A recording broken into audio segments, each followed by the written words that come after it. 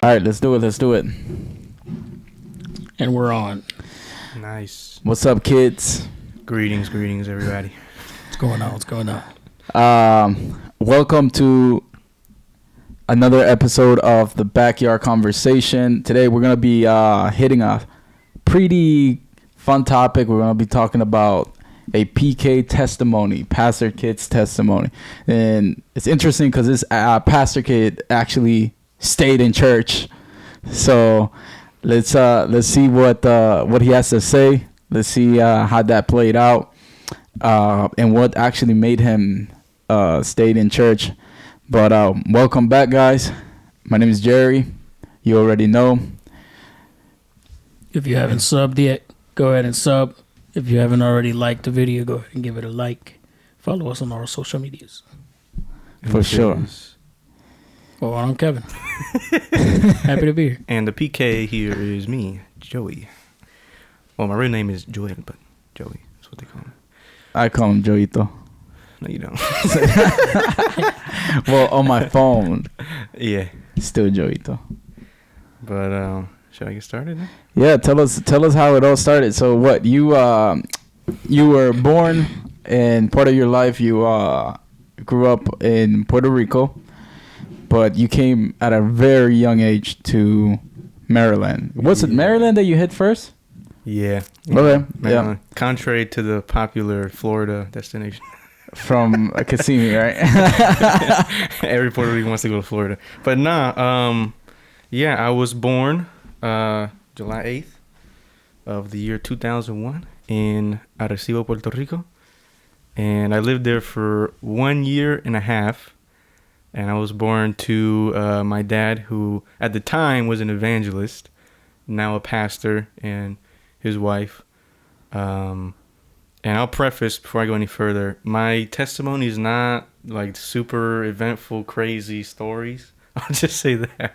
But I think it's a consistent example and testament to the power of prayer and Proverbs 22:6, which basically says, raise your kid in the ways of the Lord and he will stick with it. So it's not super crazy, but, I think it's a true testament. But yeah, born in PR. But I moved here when I was 1.5 with my brother, who was like 6 months at the time. And I moved to Maryland, to the US of A.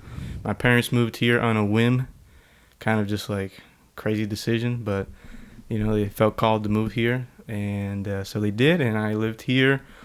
And ever since then, I've grown up here my whole life. Yeah, Maryland.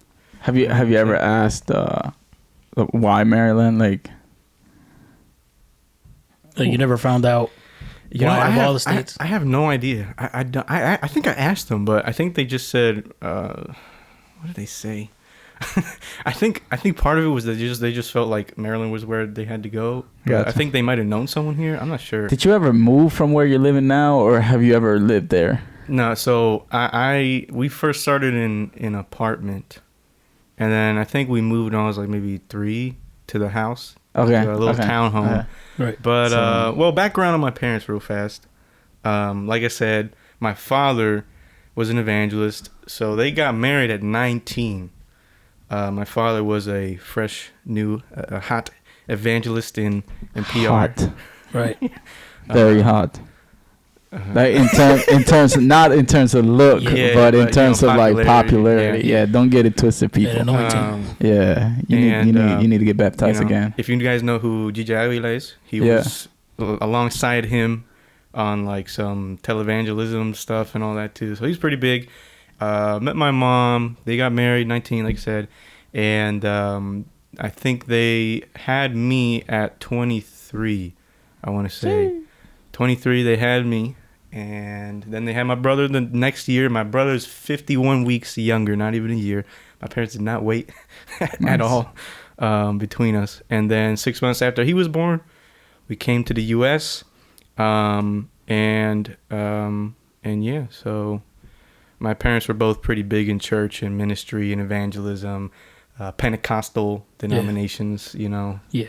Big, fiery, screaming teachings and preachings, Right. So, yeah, I recall him talking about that, talking to the church about that. during the academy. Just that he said that 75% of his sermons were screaming. And then he said, and then the last 25% was just calling to the altar. And that's the only time that he spoke. But yeah, so I was, even before I was born, Christianity was there. So it was part of you. So do you feel like a lot of PK kids, they say, I didn't choose this life chose me? You think that's your case? That's a good question. I didn't choose this life chose me. Like in the sense that they felt they were forced into it?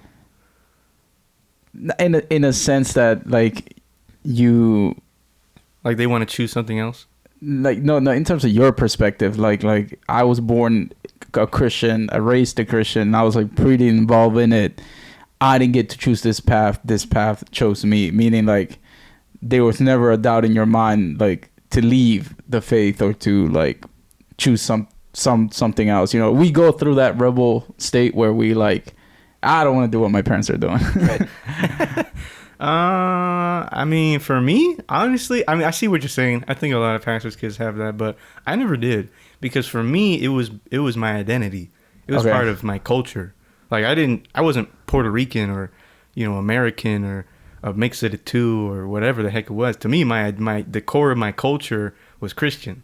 Because even though because the thing is, Maryland, there's not a lot of Puerto Ricans here. I'm not gonna lie.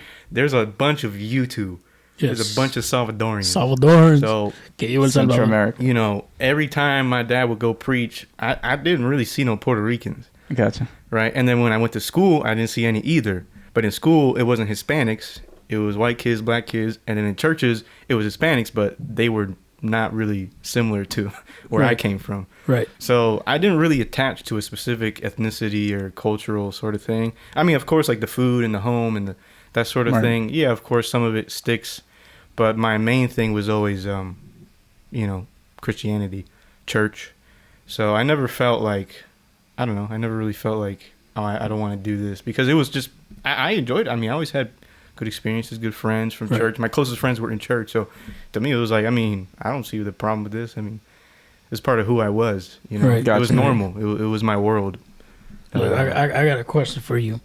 And this is just because I specifically know that your dad was an evangelist, and he was an evangelist to a level where preaching was his life. That's what you guys were. That's, as a family, that's how you guys survived. That's how God helped you guys. But what was that balance between, your dad's ministry and you as a kid? I'm asking this because one time I spoke to a kid and we were talking about his dad. And then the way that he said, the way he described his dad was, he's like, right now, he said, I'm talking about my dad, not the pastor. I'm talking about my dad. So how did you balance that, seeing your dad an evangelist and then seeing him as a dad? Or did you feel like, in a sense, the way he was in the altar was the way that he was with you? Or was there that difference? That's a good question. Honestly, I didn't feel much of a difference. My dad was always, the thing is, when you're preaching, you speak a certain way, but he wasn't the kind of pastor. The thing is, most of my childhood, he was an evangelist. Yeah. He didn't become a pastor till I was like 13, I think. So a little bit younger, probably. Huh? Maybe 12. Yeah. I'm not sure. And as a kid, he was an evangelist, so he wasn't a pastor per se. Yeah. He was like by studies, and he was qualified to be one, but he just he doesn't have a church yet. But he was an evangelist, but he would talk to people the same way. He wasn't like two-faced or some different person, or I don't know. Like he was never the kind of guy to try to act like he was big and holy. Like, oh, I'm the guest preacher, I'm the evangelist, or I'm the pastor. Yeah. So he was never like that. He was always pretty down to earth, pretty honest person. Related well with people. Yeah. And he always made time out for me, my brother, my mom. So I never really felt too much of a disconnect there. I actually loved watching him preach. Right. Especially as a kid when he would like scream. I'd be like, yeah. Like, yeah. And then you hear everyone like, ah. Yeah. Yeah. No, So all right. So you stayed in Christianity. You grew up here in Maryland. There's a lot of, back in your time, I don't think it was that diverse, because I went to the same middle school and elementary school that you went to. I'm not gonna name them just in case. But But I mean, when I went to that elementary school, it wasn't that diverse. It was like, it was mainly like, I had probably 2 Hispanic friends. From what I remember, there's only 2, and then I was the 3rd Hispanic, and then I didn't remember any other Hispanic. And then middle school was about the same thing, probably a little bit more Hispanic community. And it was not until high school that time progressed that I saw the community being filled with more diversity, like especially around that area, which is a very, high demand and very expensive area to live in. And I also saw the difference between like how some of these kids were very spoiled. How did that environment like affect you in terms of like staying in faith and saving yourself for marriage? Because like I was there and that was not the case in the schools, in the high school, especially in the high school. Once I hit high school, it was like, wait a minute, whoa, like these kids, because I don't know if maybe it was the people that I hung around with was probably a lot different than yours. Yeah. But like the high school that I went for the short period of time that I was there, those kids were really privileged and very, how can I say it in a nice way, spoiled. You were spoiled. And like they would do whatever they would throw parties and their parents would know about it and not say anything. Oh no, that's crazy. Yeah. So how did that play along? I mean, like, we gotta let you talk because you got so many good things. Like first, you stayed in faith. I saw you grow up, Yes. and not once did you question your faith. You actually you were one of those kids that was kind of like eager to serve, to go the extra mile. And you had like this little phase though, like where you like got into video games and got a little bit isolated from everybody. Like I felt like between like your sophomore and junior kind of senior year, it was like it's not isolated, but you were like focused on something, but nobody knew. Oh. And you were like not that expressive. Yeah, I know what you're talking about. I know what you're talking about. Yeah, I'll talk about that. So it was like, okay, like, yeah, this is joy, yeah. But talk to us, okay? So church, you grew up, you saw your dad as an evangelist, then he takes on the task to open the church.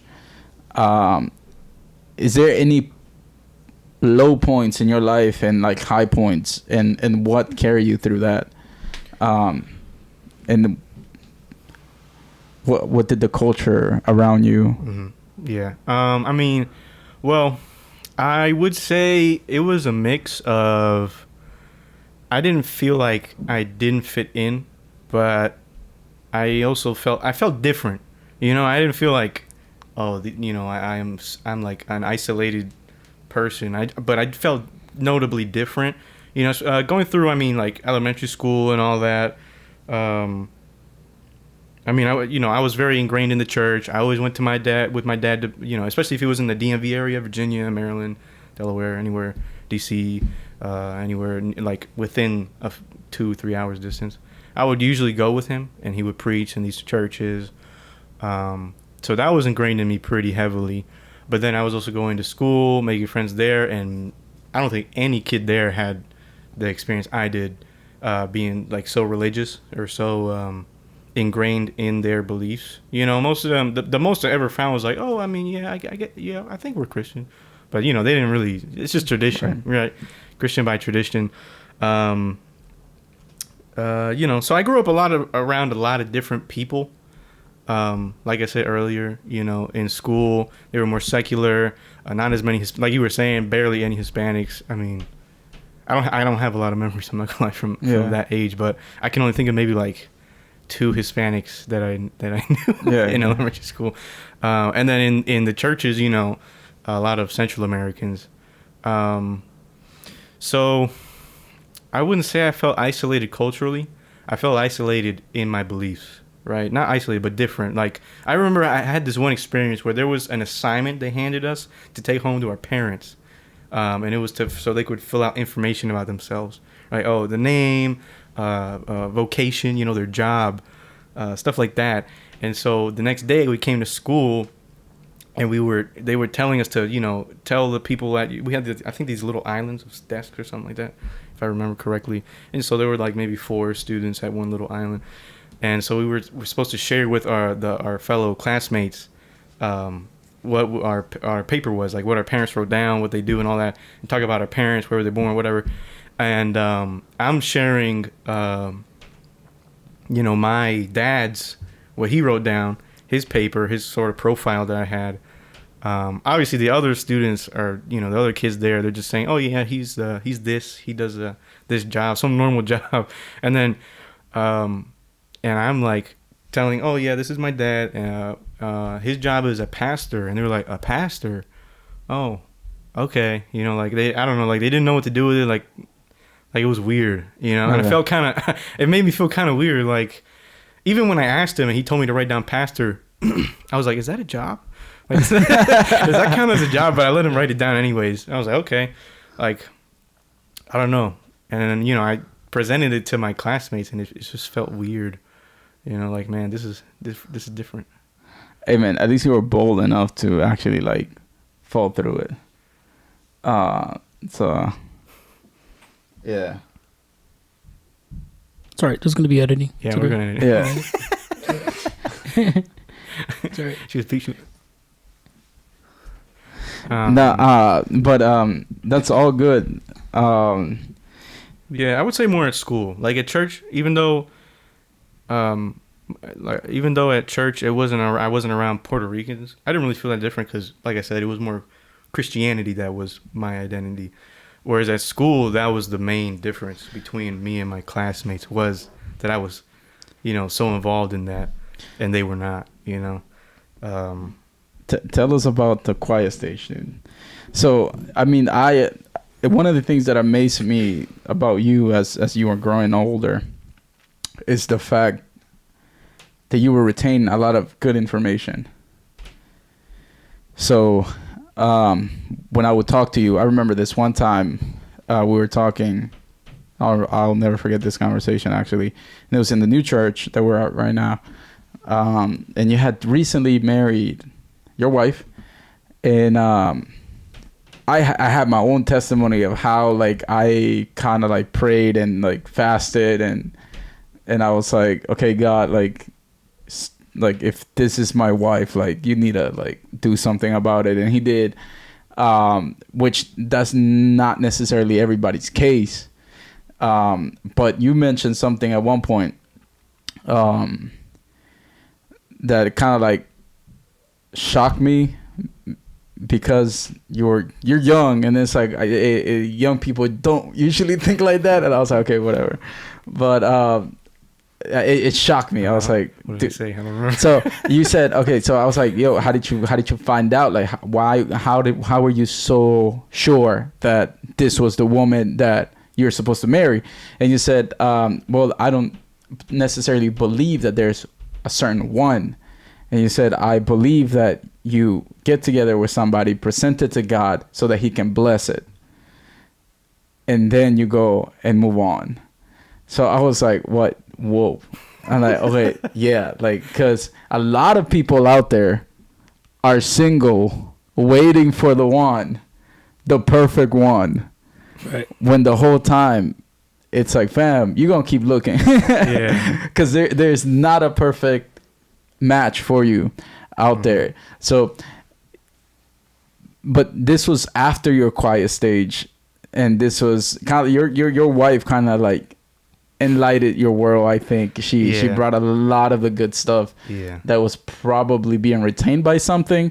Not sure, maybe you want to talk about that. You maybe want to talk about that kind of mindset that you had. Where did that mindset come from? Where did that idea come from? And do you even remember the conversation Or do you think that that's something you would say? I mean, no. I know what you're saying. I don't remember it per se, like literally, but I know that's something I would have probably. I think I did tell you. But yeah, I mean, so, I was in this before I met my now wife. I was kind of in this stage where I was like not focusing on girls. You know, I mean, I'm like 17, 18, so I'm not that old. And for a kid my age, usually that's all you think about, girls. And you know, I was kind of tired of doing that, just thinking about girls. And I don't know, I just came to a realization, like, I just needed to wait, you know, right. Just wait on God, because I don't know, I was on some stupid stuff. I'll talk more about it in a second, but I was at this point where I was just kind of like focused more on God. And so I watched this. There was this YouTube channel that I would watch a lot called Apply God's Word. I want to say it was from there that I sort of got the concept. But so he would basically teach. Was it that one? I think it was. I don't know. We'll go with that. But he would teach that, you know, God does have a soulmate, a one for you, but that soulmate is not like, it's not one person. It's more like an archetype, right? Okay. It's a kind of person, like a frame. Yeah, like a frame, and like there can be multiple people that fit that frame for you, right? It's your job to seek out a godly wife, right? It's not up to God to just reveal to me in a dream, or just like, you know, pop somebody in front of me and like, this is the exact person you're gonna marry. Because what if I mess up? Right, what if I get married to the wrong person? I have kids. Do I have the wrong kids now? You know, like what? No, I don't think it's impossible that God can do that, because plenty of people say, "Oh, God revealed my husband to me in a dream." I don't. You know, that's great for them. Yeah, I don't doubt it, but I feel like in general, that's not going to happen to everybody. Right. And so, if I can find a godly woman, and I know God would bless it, and you know, I present it to Him in prayer, and I you know, see it confirmed in various people, and I seek advice and they confirm, you know, then I don't really need God to always tell me exactly what to do. You know, I can go by the guidelines He already has in the Bible, by His word, and I can find a godly wife that He would want for me, right? That He does have for me. Right. Right. So I got it from there. And in that stage, you know, I was just chilling. I was like, you know, I'll just wait, you know, because when I was thinking about it, I was like, are any of the girls that I am around right now as godly as I would want them to be? And the answer was no. Sure. No offense to anybody. But the answer was no. And I don't know. I was stuck on just looks and all that beforehand. So I was like, let me just stop and just chill. And then lo and behold, like a month or two passed by, and a girl walks in, and we'll pray, and she's praying like I ain't never seen another woman pray before, you know. Okay, I'm like, okay, you know. And I mean, we didn't like click off right off the bat. I was a pretty quiet dude, and so it took a little bit, but you know, eventually we started talking, hit off. So and I pursued her because not that I wasn't like, oh, I know this is the woman God has for me. It was more my view of the Christian dating process is, this is how I'm going to find out if God wants her for me, if I'm for her, if we're compatible. So we'll date and see what happens. And so as we're dating, you know, and I think one thing that you did right, it's the actual meaning of dating, which is like getting to know that person. And then not even having to do anything with the physical part, because you saved yourself for marriage. And I think that that's something important to highlight in your testimony. But two things that you mentioned that I think that it's worth considering talking about it. So number one, the right woman, most people out there, they don't look to the Bible to find out what does a godly woman look like. But instead of looking at the Bible, they look at their own thoughts and their own image of what a godly woman should look like. Mm-hmm. When the whole time it's written in the Bible how a godly woman acts, how a godly woman behaves. So at this point, if you're looking for a girlfriend, you're going to get a girlfriend. But my man's was looking for a wife. Yeah, that was a big thing for me. Like from the start, I was like, I'm in this, for the long run. I'm not just playing games here. So that was probably pretty. Yeah, that's pretty important. Yeah, and at 17, I think it was, or how old were you? Yeah, 17. We didn't start dating till I was almost 18. So. Okay, yeah. So at 17, you having that mentality, I think that's pretty crazy. I mean, at 17, I did not have that mentality. Matter of fact, I think most of the thoughts that I got were ungodly and about sneakers. Yeah. I'm dead. So. Yeah, I mean, I think that's crucial that you mentioned that you looked to the Bible to find the right description. And I think nowadays people struggle a lot, especially like women and men, like especially men, they don't know what they're looking for.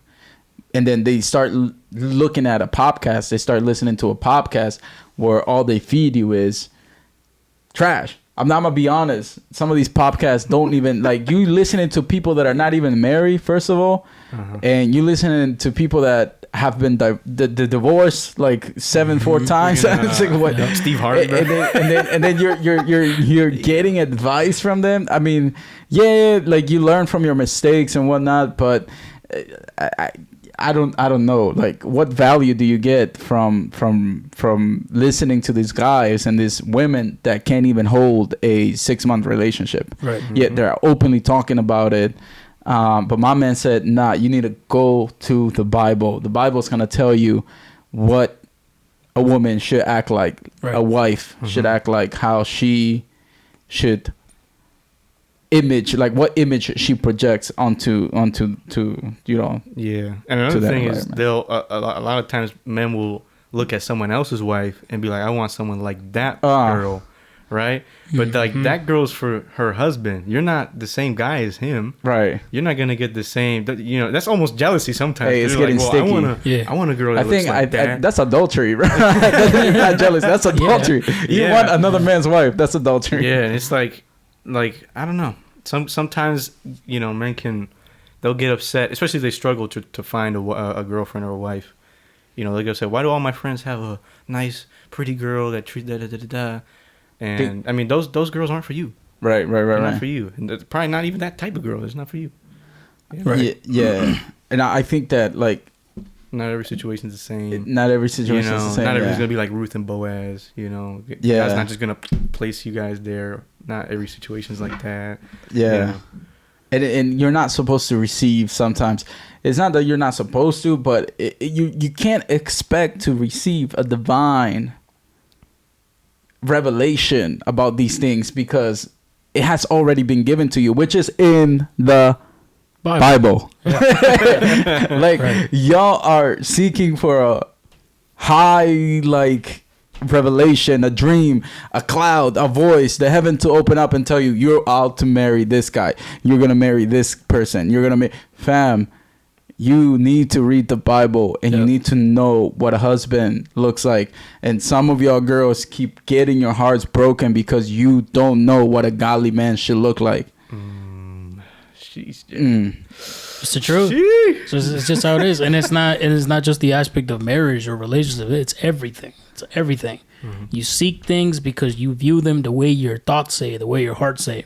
When on the other hand, if you go to the scripture, every time God pushes you to do it, and then he says, but if you have the thirst, if you have the will, if you want to find it, I'll let you find it. You just got to seek it. Right. That's just how it is. Exactly. And I think the second thing that you mentioned that is crucial and is important is the fact that you went for it.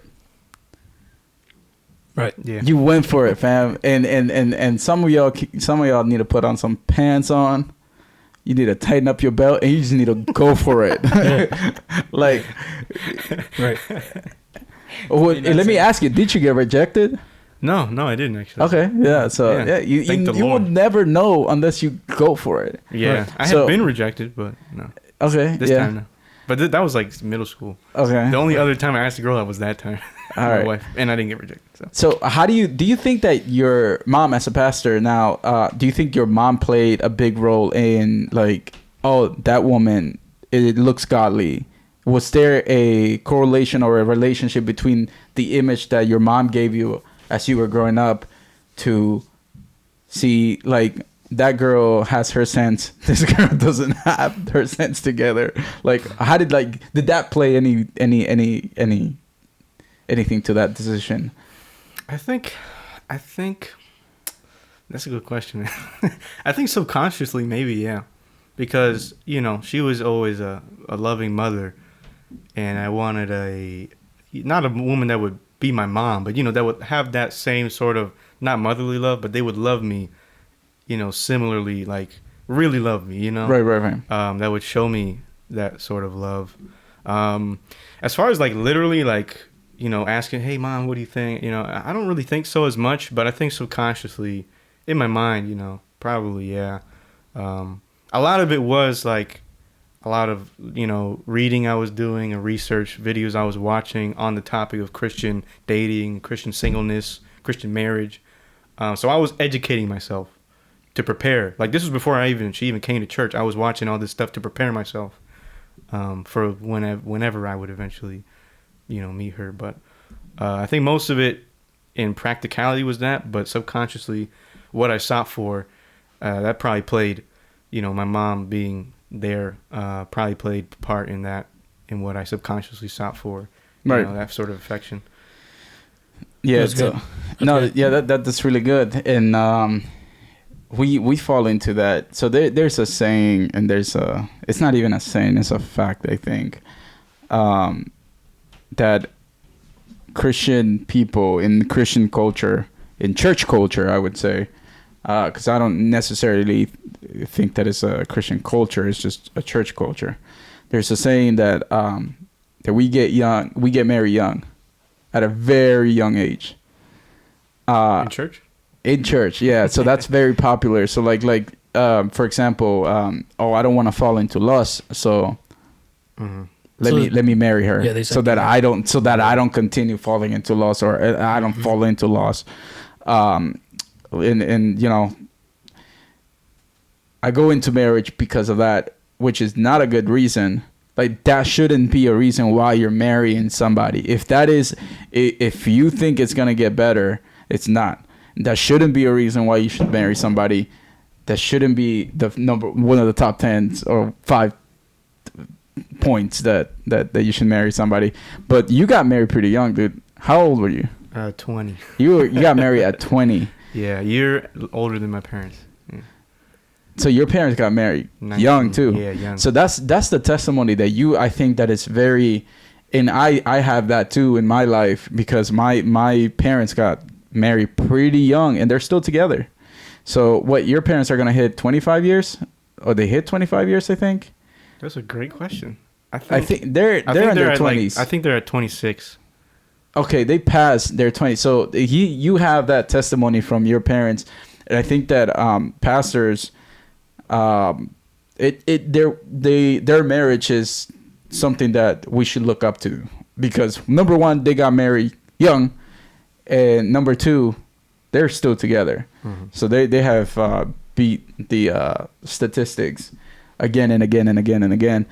But how do you feel now? How long have you been married now? 1 year, actually. 1 year. So this man is a little over a year. Fresh. It's fresh out the boat. Fresh. So I've been married. So I still got a lot to learn. I still got a lot to learn, fam. I've been married for 6 years. Also got married kind of young. But I think that our perspective of marriage was the right foundation. Would you say that?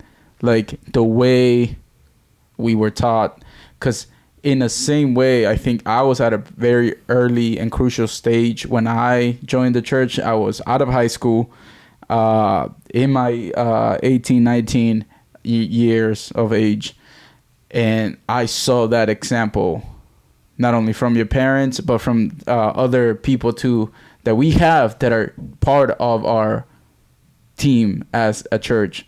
So we got married at a pretty young age. How do you feel now that you have been married for a year. Like, how does that play into your testimony? I mean, obviously it feels great. I think it's been a good year. You know, it's not perfect, had its ups and downs, but I think my parents' marriage, that having that example definitely played a really big part, even in the dating season too. Even when I was, you know, trying to figure out what I was looking for in a woman, I think that played a big part. You know, knowing what a healthy relationship looked like. You know, I could ingest all this information I was taking in while I was in dating. I could, you know, understand how I could be a good husband. You know, I had an example. Okay. You know, how I could be a potential good husband. Now I know how I can be a good husband now because, you know, I'm married. So that example was pretty, I would say, pretty critical to my marriage, my relationship. What made you take that step? I want to marry this woman. A few things. A few things. So, well, one, I was certain, you know, I knew I wanted to marry her. About it, like maybe a year into the relationship, you know, I was pretty certain. So one, I knew. Two, there were certain circumstances that kind of pushed me to just, you know, get it done. Because I was a little tired of a few things that were going on between, you know, the families for no reason. So I was just like, you know what? I'm just going to marry her and y'all can't say nothing because she's going to be mine. Right. She's going to be mine. So, yeah, I loved her. I knew she was the one for me. I knew God approved of it. My family approved of it, of her.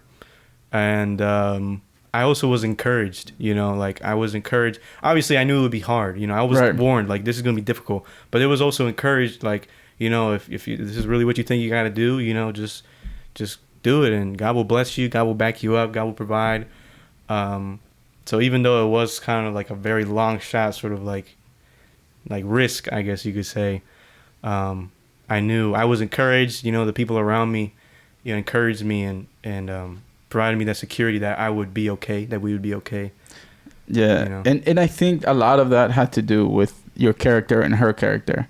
So you can tell a lot by the way somebody carries themselves, if whether or not they're prepared. Not even prepared, but just in general, like if they're like a good person, like.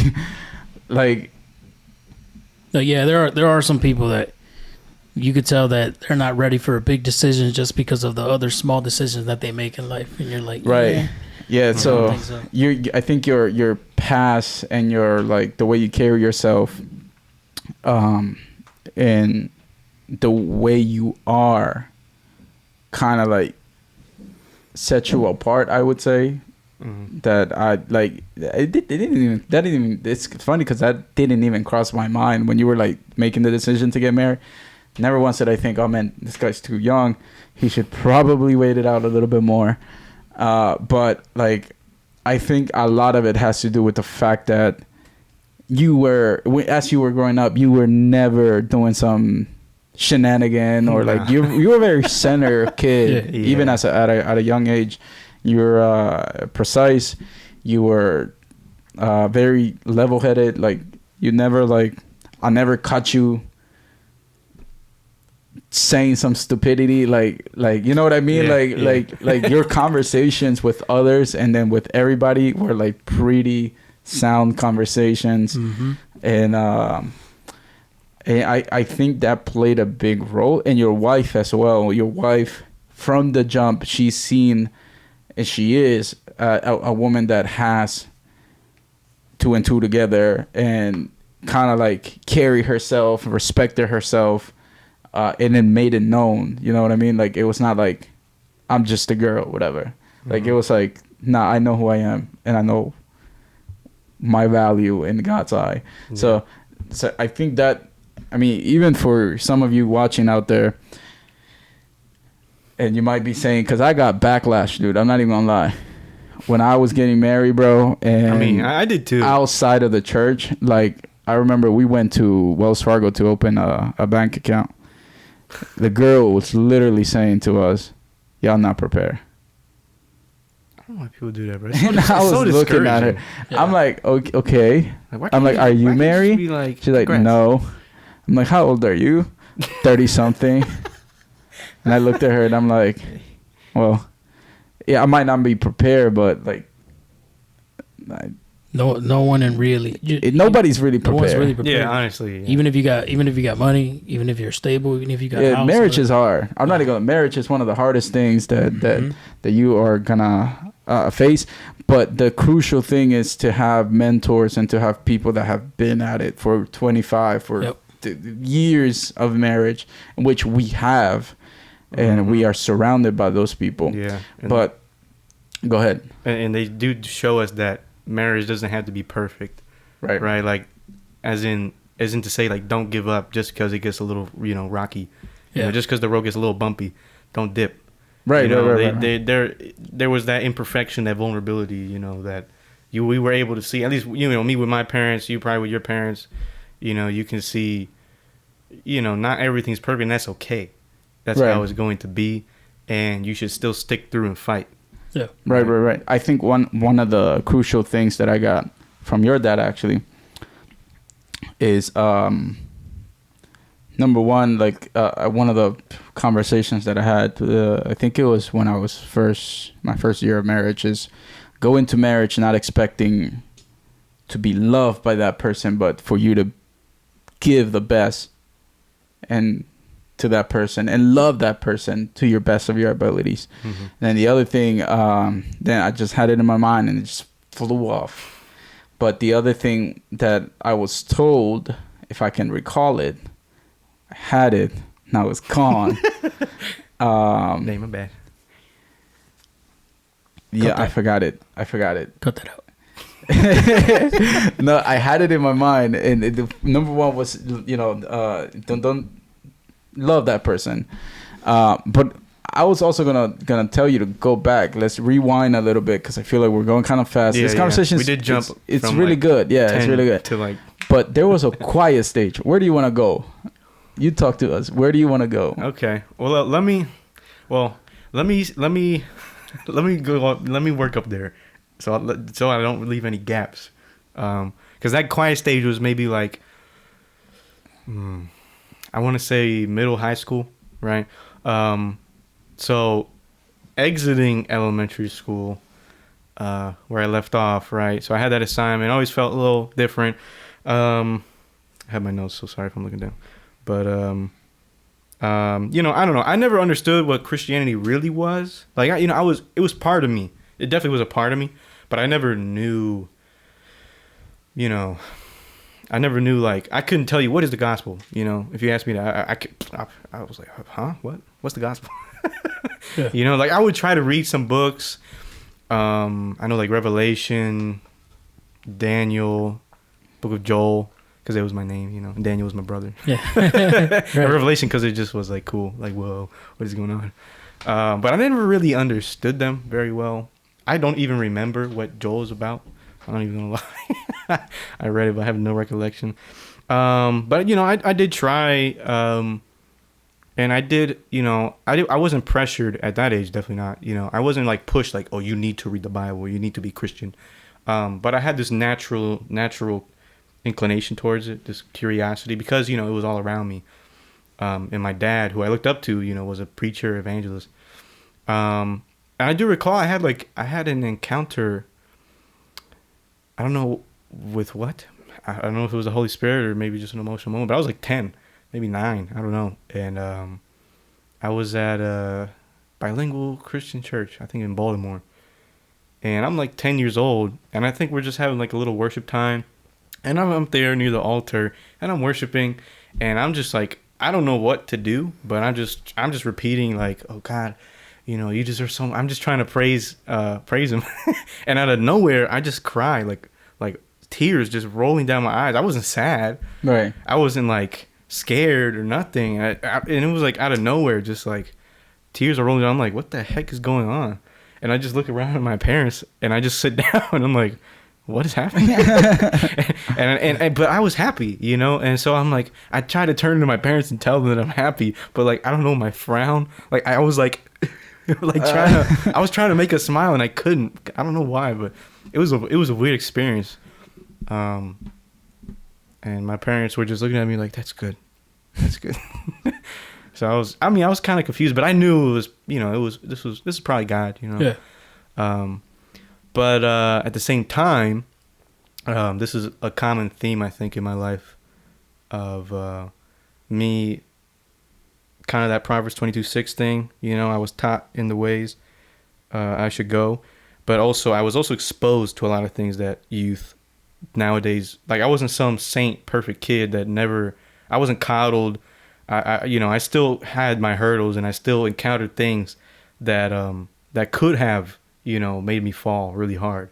But at the age of 10, I have a family friend of my parents that they meet at some church.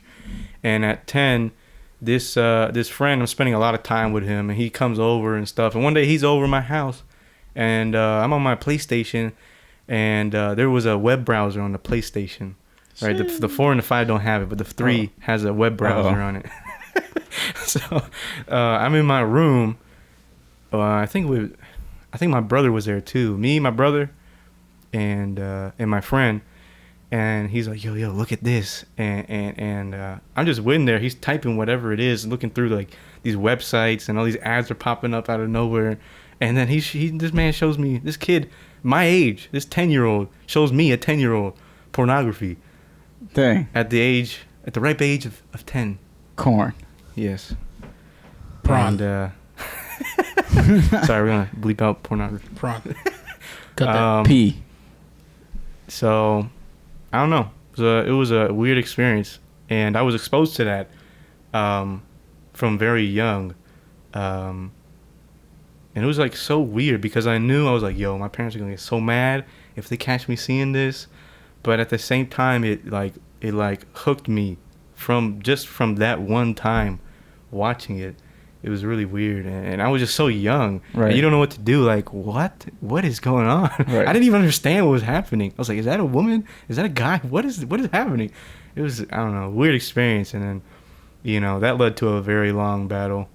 And then going into middle school, I didn't really enjoy middle school. That was like the one period of schooling that I did not like. I was like, yeah, I want to get out of here.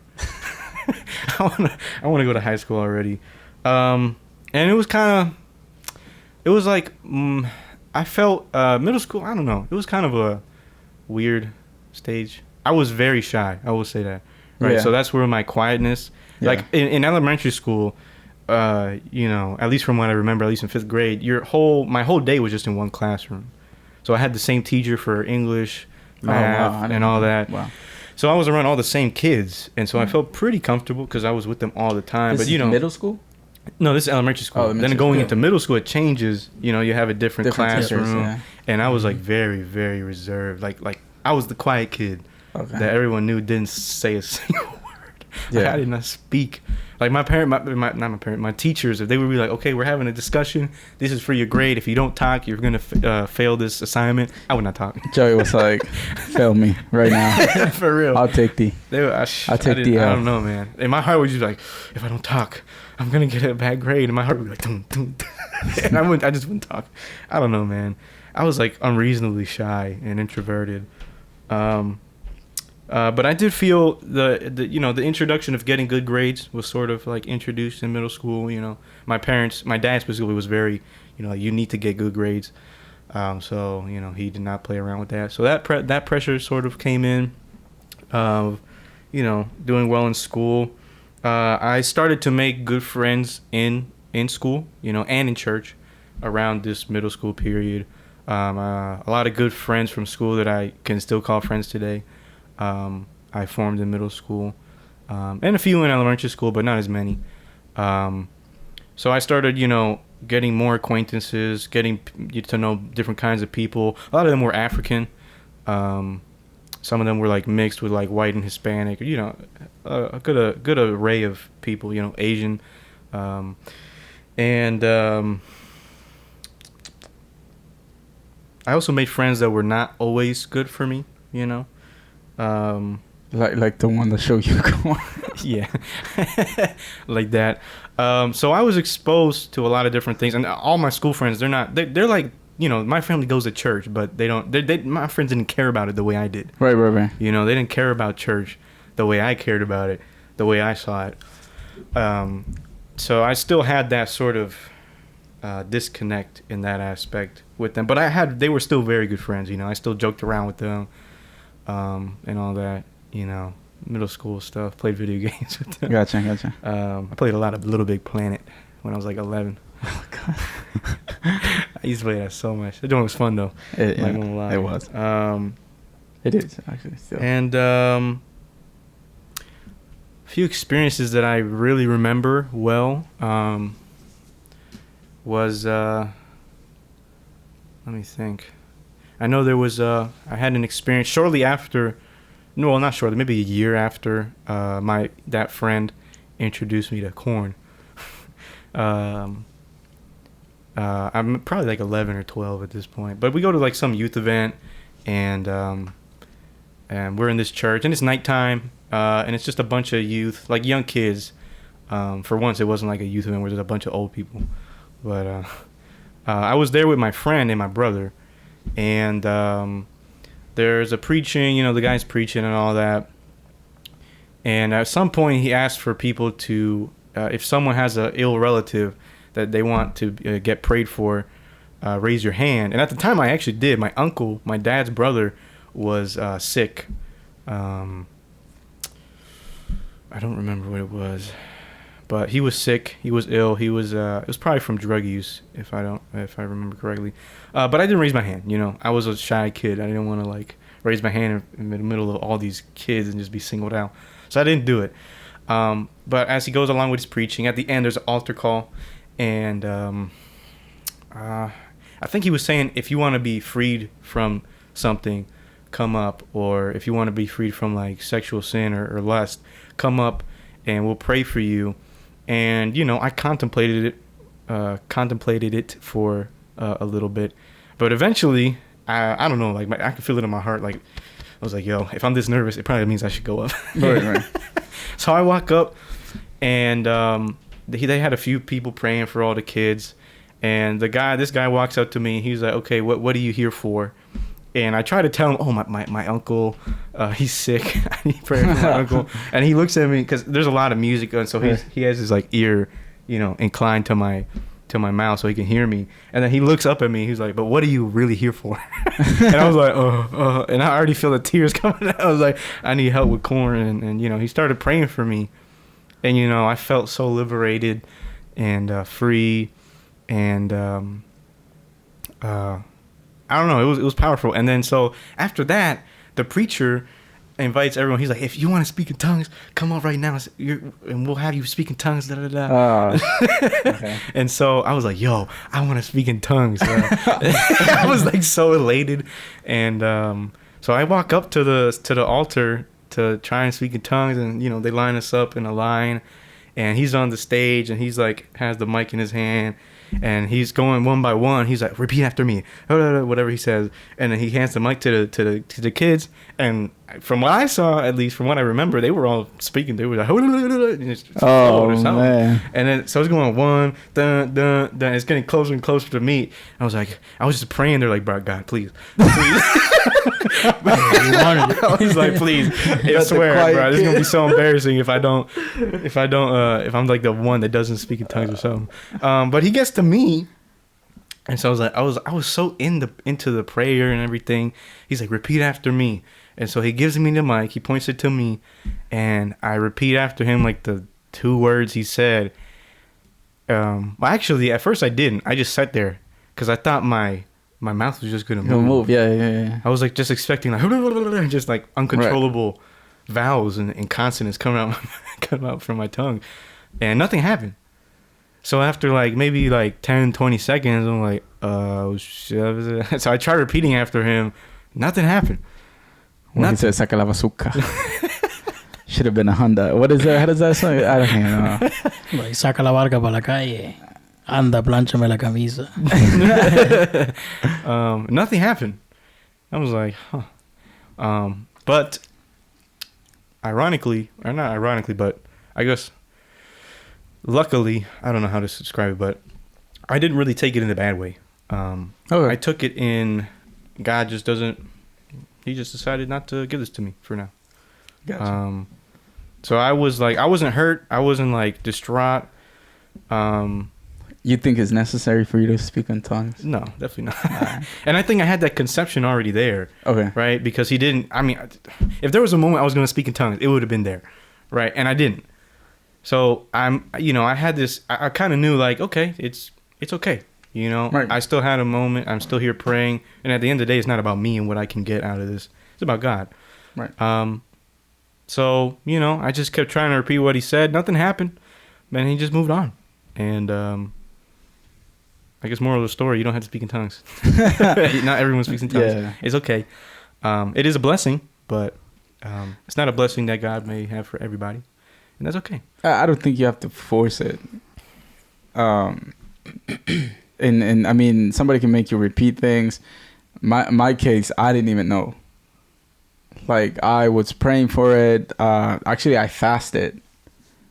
And I remember I called pastor and I told him, I think I'm speaking in tongues, because I got to a point where I was praying, literally praying, and loud music and everything, and I was praying, and I didn't realize that what was coming out of my mouth was something completely different. But I was praying like a normal prayer, like, hey, Jesus, come into my life right now. I need you. Yeah. But something else was coming out of my mouth, and so on. Do you have to speak? No. I mean, you're filled by the Holy Spirit when you receive salvation. Yeah, I mean, the greatest gift that we already have, like inside. You don't have to speak in tongues, like, in order for you to be like, oh, I'm saved. Right. And what's sad is that a lot of people take that as criteria to judge a church. Be holy. Do people speak tongues in your church? How many people speak tongues in your church? as a gauge, as a meter, as to like how credible is your church? Like what does it have to do with it? Yeah, and I got to a point where, like, at an early stage, I first didn't know I was doing it. After I found out I was doing it, it came very naturally. And now it's almost like a second language or a third language, because I speak Spanish too. But now it's almost like a third language. Like, I can do it without it, like forcing it. But I went through a stage where I'm like, okay, wait, I'm not trying to scare these youth away. Because I've been in youth ministry since I can remember. That I started attending church, but actually no, I served in every other ministry, and then boom, youth ministry, and that's when we started spending a lot of time together as you were growing up. So that didn't mark you, which is really good. And I think that was part of my upbringing too, like my parents, Okay, they didn't pressure that on me, That's cool. So then this is what, in the middle school, right? Middle school, yeah, like 6th grade maybe. Okay. 7th grade.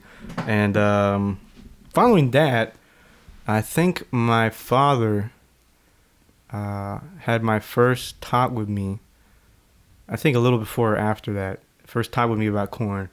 And it was actually, I was surprised of how, like, chill he was about it. Because he found it on my PlayStation. Uh-oh. So the word history. Oh man. Some dumb middle schooler, so I didn't know how to hide it well, but it left me surprised, and I was like kind of grateful, but I also didn't know what to do, right? Because I'm like 11, 12, like I don't know what to do with this, like, right. I don't even know, like, am I addicted, or is this a problem? Like I knew it was a problem, but like, do I have an issue with this? Like, I don't know. So he talked to me about it, and it was helpful, and it was good to know that my father understood, in a sense, that you're a male, you're a man, you're a boy, you're gonna go through some sort of temptations with that, and So that was good. But then after that experience, right, at the church, I felt liberated. But then I ended up relapsing like a few days later for some stupid reasons. 'Cause I was like, how far can I push this? You know, literally my mind, my freaking 11-year-old mind, I was like, how far can I push this? Like, I didn't even feel any sort of like temptation or nothing towards it. So I was like, that's crazy, man. How far can I push this? And I pushed it too far. Yeah. I was being some stupid kid, and I relapsed, and it kind of ruined my whole moment at that church. I mean, it was still a great experience, and it's something that's like really seared into my memory. But I also remember that, and I was really disappointed in myself. I'm not gonna lie. Like, I felt this really, like, what did I just do? Like, what the heck is wrong with me? Conviction. Yeah, I was like 11, 12, yep. Convicted. Yeah, it is crazy because a lot of people out there, they get exposed at a young age. I got exposed at a young age. I picked up a CD that said The Little Mermaid. And I thought it was the movie The Little Mermaid, but it was not The Little Mermaid. And it was actually on one of my uncle's, back then, it was like the DVDs. It was like the booklets that they had, So he had a burnt CD. I was bored, and I'm like, man, I need something to watch. Go in there, put The Little Mermaid on. Movie finishes, and something comes on with like black letters and whatnot. I'm looking at it. Black screen, white letters, and now presenting something, and then, pow! And I was like, same thing. I was like, what is this? But I don't know if you want to talk about more, but in regards to that upbringing, high school, and just talk about a little bit more of how church played a role maybe in that crucial stage where you kind of are growing up and you're looking up to people. Like, what made a difference? Because a lot of people out there are in that boat where they got exposed, and it's like, what made a difference? Like, what changed? Like, what made a difference? That's a good question. I think definitely, obviously, God, Christianity was the only thing that pushed me to, I don't know, like, try to fight it. So that's, for one, like, the way I was raised, just being raised in that environment, that always pushed me to, obviously, I mean, I'm like 11, 12 feeling convicted, so that was part of it. Yeah. You know, it was good in the sense that, you know, I knew I needed to stop, and it was bad. And, I don't know, that's a good question, because I also felt a lot of shame, and I did not want to tell nobody about it. I didn't want to talk about it with people, because the thing is with me, that was like the one big thing, the one big problem that I had in those years, because nothing else really. I wasn't into drugs. I wasn't into girls. Even if I wanted to be, I sucked at it. Right? I sucked at it. Too quiet. None of that stuff really, or fights, nothing. But that was the one thing that I had blame of, and I don't know. I was so ashamed of it. I was like really, really, like, it was like I kept it super, super hidden.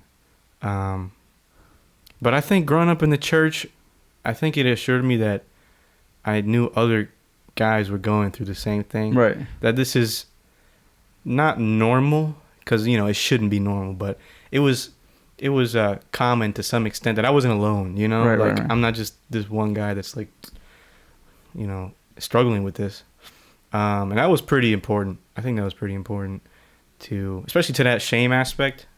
I always felt it, but like I never let it get to me, as in like I never let it bring me down to the point where I was like you know, bad thoughts or telling myself I wasn't worth anything, because you know, I knew, you know, God was my redeemer, and in the church environment that I grew up in, there were so many other people that struggled with this as well. So I knew that couldn't be the case. Right. So I think it was pretty important, especially growing up, in relation not only to that, but also how I continued in other areas to pursue God, and I didn't let that hold me back.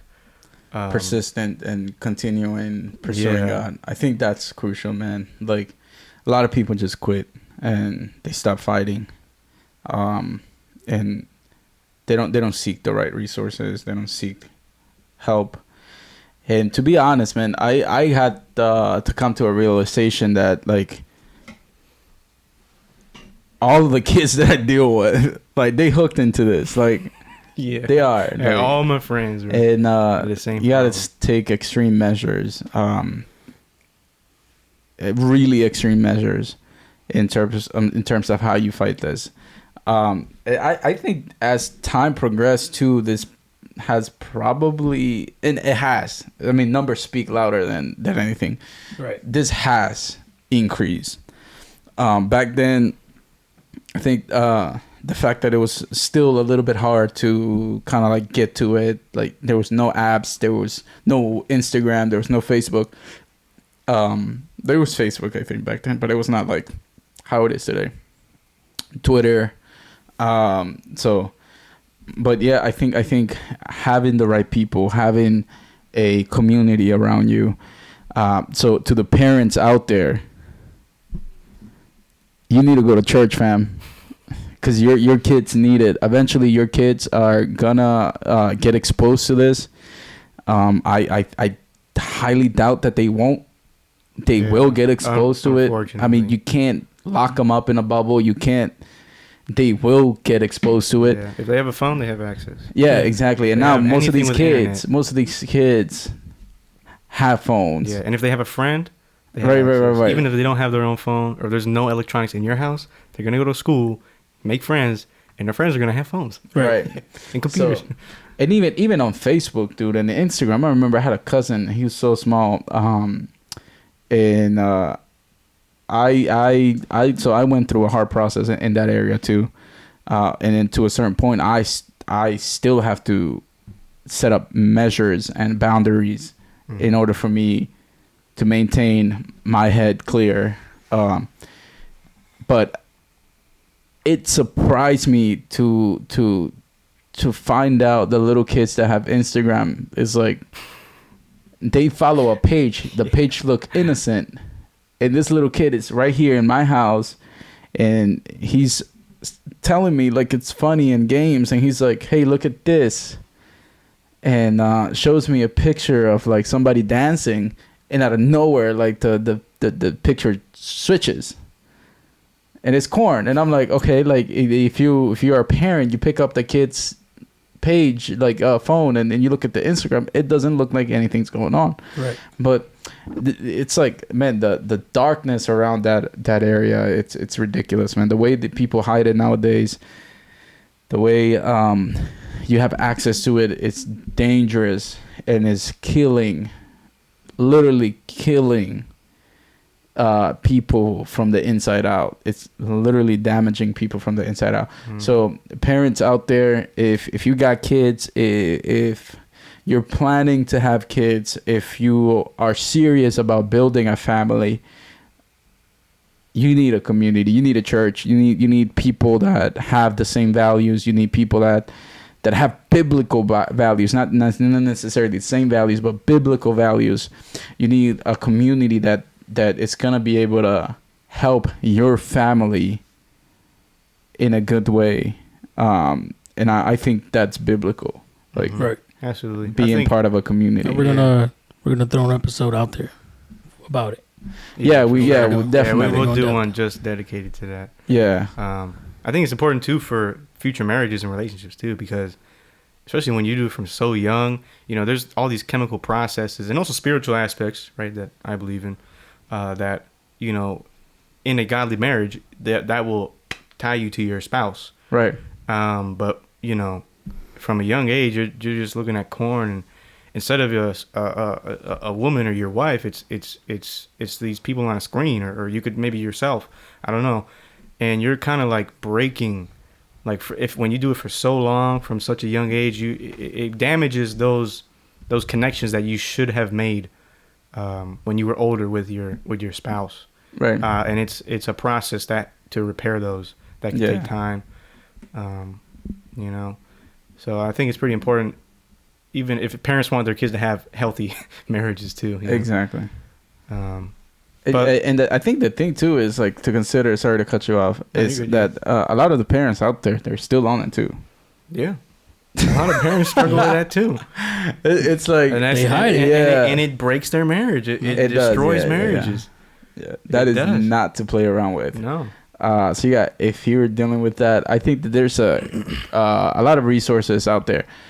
I think Ruslan has something about it. Master My Habits. Mm-hmm. There's an app too that is called Freedom Fighters. The Freedom Fight.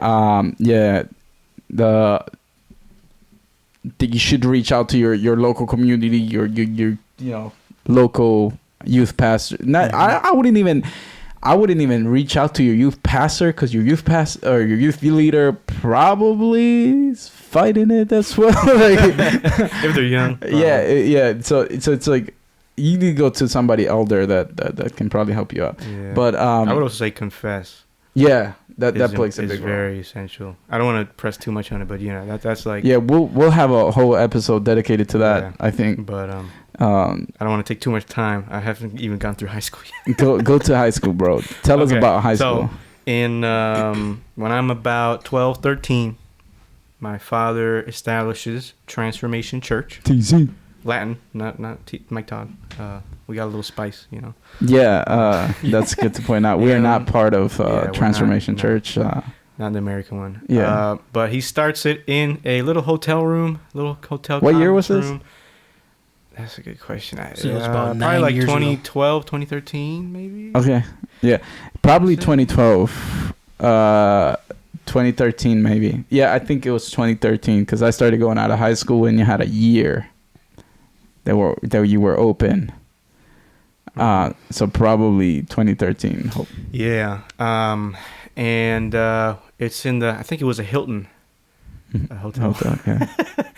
And so, we started. I think it was a funny experience though, because we had like this opening sort of service, like this inauguration, this like celebration of we're opening the church. All these that one was packed. Right. There was not enough seats in that conference room to fit all these people, and it was a small little conference room. And so I was like, yo, this is crazy.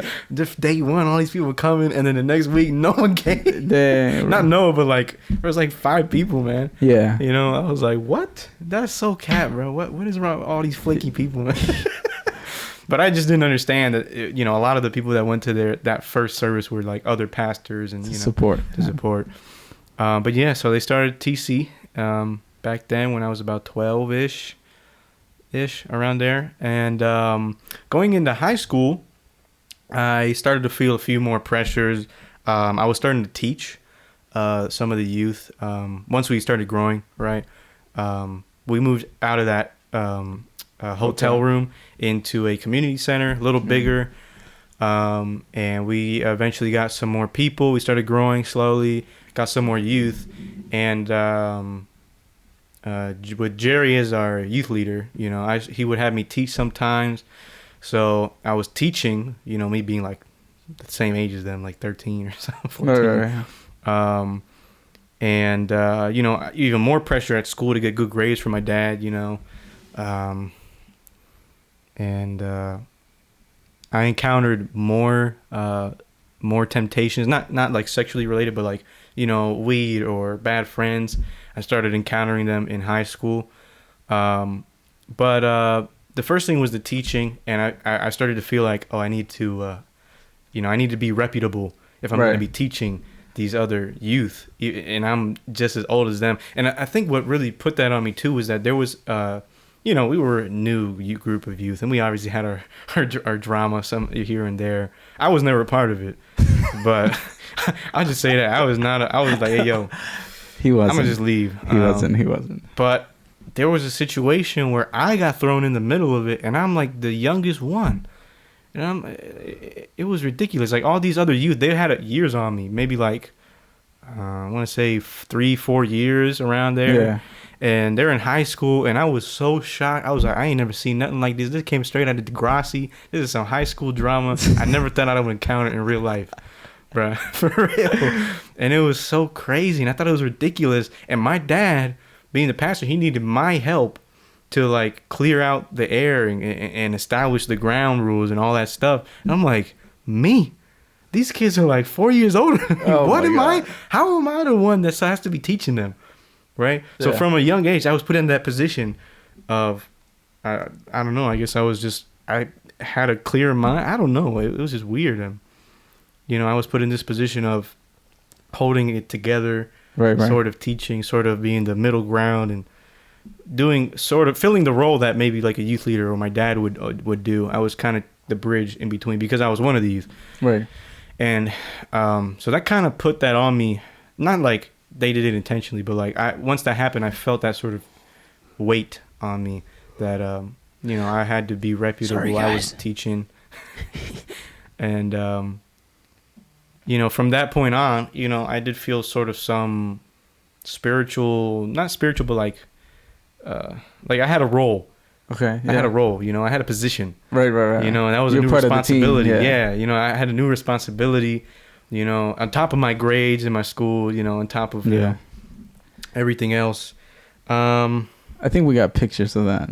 Joey teaching. We definitely do. Yeah. I remember. And I was also around that age, I started playing, I picked up piano again, and I started playing with the worship team as well. So 2 ministries, because I had started at like 8 or 9, but I did not like it.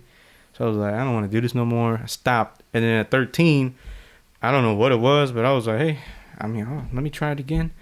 And I started playing with the church. So I was now part of the worship team, super small. I barely knew how to play. I'm not going to lie. I was the only pianist. So kind of says how big we were. But yeah. I don't know. And I was actually a pastor's kid. Like I was officially a pastor. My dad was officially a pastor. Yeah. Whereas before he was an evangelist. He was a pastor without a church, which is technically. And now you're part of the image now. Now I'm officially. Oh, that's the pastoral family. In the front door. Front road and everything. Mm-hmm. So I don't know. I felt a lot more eyes on me. A lot more. I don't know. I wouldn't say it was pressure, but I didn't really feel it in a bad way. Honestly, I'm not gonna lie. Like I kind of rode with it. I don't know. And, like I said, I started teaching, playing, and I did feel around this time since I started teaching, that did drive me actually to pursue my faith more, being in that position. Because I did feel that weight, like I need to be reputable. I need to uphold this position well. And so me diving into my faith more, it dug an even deeper hole between me and my classmates at school, like very noticeable, like there was a history class I had. I was like 16, I think. I was a junior. It was AP history, and I was basically known in that class as the Christian kid. Okay. That was literally basically like my classmates would make fun of me for it, like oh, your God is fake. Dang. Like, okay. Messing with me, right? Yeah. But like that was my sort of my moniker. Like even when we would have like presentations, I would weave. Like there was we at the end of the year we had to do like a discography of music that was like shaped. It's a story of our life or something like that. Gotcha. And I chose all these Christian songs. A lot of them were Christian rap songs. And so I was sharing them, and we played one song, and then my teacher at the very end before I finished, I was basically done, and she was like, "Well, but what else was super important part of your life or whatever?" And I was like, oh, my faith, Christianity, like that was like they knew, right, like, oh yeah, he's big into that Christianity. No one else was. I was the only one. Okay. So I definitely felt that sort of divide, but it wasn't in a bad way where I was like persecuted or nothing like that. Okay. Like I was still pretty good, cool friends. Like I joked around with all the guys in that class and all that. Okay. But that was definitely there. Like I felt different. Like I was like, I know I'm not the same as these kids. I'm separated from them. I don't know. I belong in a different place than they do, in a sense. I don't know if that explains. Right. Yeah. So there was identity. That's the main point. There was identity. I had my identity from pretty young. Actually, I had my identity, and I knew what it was pretty clearly. Actually, I think that's a pretty important part too of why I didn't fall into a lot of things. Is that I had that identity, but even then I almost gave that up because I remember around the same age, I had a friend from church who had other friends in school that were not good people. Okay. And I started hanging out with them more in the lunchroom, and I had a class, music tech, where we do production. And man, that class was so fun. I'm not gonna lie. Man, here comes the years beats. of where Joey was trying to rap, bro. Yeah. No. We actually got you on video rapping to you to your mom. Yeah. Yeah. Let's not talk about that. Anyways, throwing bars. I'm exposed to these bad friends. I wouldn't really call them friends, but I was getting to know them, acquaintances. They were cool. And they were not good influences on me. They were smoking. They would talk about a lot of sex, jumping kids for whatever reason. I had no idea. Jumping kids? Yeah, jumping other kids. In Hoko? Oh, heck no, bro. Stupid stuff. You cannot do that in Howard County. I'm sorry. Stupid stuff. I don't know how it is that now, but back then it's like, nah, fam, stop trying to be tough. Yeah, I think it's the same now, probably. But yeah, stupid stuff. And I was literally to a point, like I was hanging out with them more and more, and I don't know where it came from, but I kind of wanted to feel part of their group, in a sense. You want to fit in? Sort of. I mean, I got along well with them, and I joked around, but most of the stuff they would talk about, I had no idea. I never smoked. I'd never done any sort of drug, I had barely had any sort of interactions with girls. I had never been in a fight. I still, to this day, I've never been in any sort of like fight. And I started getting curious, like, what is that like? They seem to say it's pretty cool and pretty nice and da-da-da. And my curiosity kind of got the best of me. And I was literally about to like one of the guys, what was his name? It was like Russ or something. I don't know. And he was like, "Hey, we're gonna go jump this kid after school. You want to come?" I was like, "Sure, yeah, I'll go." Not that PK kid. Yeah. And then, bro, no, what was hilarious is that he told his friend, he was like, "Hey, yo, when we go jump that kid, you think it's cool if this guy comes?" And then the other kid looked at me. He was like, "Nah, bro." In my face, bro. He was like, "Nah." So they knew. But the thing was though, I actually knew how to fight pretty well, but it just I wasn't aggressive. Classes. Yeah, I eventually took boxing classes, but yeah, I don't know. I was about to jump somebody. Got rejected. He looked at. He was like, "Nah, man, nah." Yeah, they rejected me, man. But yeah, I was willing to jump some random kid I didn't even know. Oh, God. Just to fit in. I don't know what it was. And that led to my first experience with weed, which was very, very short-lived. Sort of following that. We kick him out. We left the chat. He was like, pretty much, man. Not you. Pretty much. Like my friend from church that introduced me to those friends, obviously they were exposing me a lot to that. And eventually, my friend from church, he's like, "Yo, you trying to smoke with me?" Da-da-da-da, because he was big into that. And I have never smoked in my life. I never even had the desire, but I guess this curiosity was in me. And I was like, "Yeah, bro, let's go smoke." I never blah, blah, blah. Man, I was so mad that day. So we tried to scheme this whole plan to like go to his house and like smoke him secretly. And I don't know. We pitch in $60 total. It was me, that friend, and another friend that came along with me. And we all pitched in $20, $60 total. And so my friend, the one that's trying to get me to smoke with him, he apparently knows all the stuff. Oh, I know where to get it. Da, da, da, da. Oh, we got to get this from the gas station. All the wrapper. I would not know what it's called, but so we get all that, and then it's time to get the weed. He's like, "All right, I'll be right back. Let me get it from my friend." Well, actually, before that, another friend of his came by smoking. And he passed around a blunt. It was like in the neighborhood, like on the sidewalk. Like, it wasn't even like in some corner. Right. It was in the open air, yeah. Yeah, and he just passes it around. That was the first and only hit of weed I ever took in my life, and that joint burnt my throat so bad. I was coughing for like the next 2 hours. Oh my god! What's it rolled on paper, regular notebook paper? I don't even know. I think it was just paper, man. I don't think it. Man, Paper, just regular paper. I don't know what it was. Yeah, it was wait, I don't know. It's probably some grass from outside. Some regular grass. Some oregano. Some oregano. Yeah. And yeah, so I did that, and then we tried to go get the actual we were supposed to buy. He gets it. It's like this little tiny Bag. ball of foil. Just Foil. Yeah, it was wrapped Oh, in foil, what the like not a bag, and it was just like a ball. Y'all probably got scammed. And $60. for real. Yeah. No, that's what everyone tells me. And we're back with Joey's testimony. Take two. Take two. Yes. Technically sir. 3, actually. Yeah, let's not talk about what happened. But yeah, so we left off on my He was talking about the green lettuce story. the lettuce. Yes. The lettuce. Right. The lettuce. Oregano. Right. Yeah. So this man got scammed. Right. Yeah. So for everybody out there, he paid $60 It was a for group a effort. dime, but it was not dime. He was nothing. Yeah. It was basically nothing. Got nothing.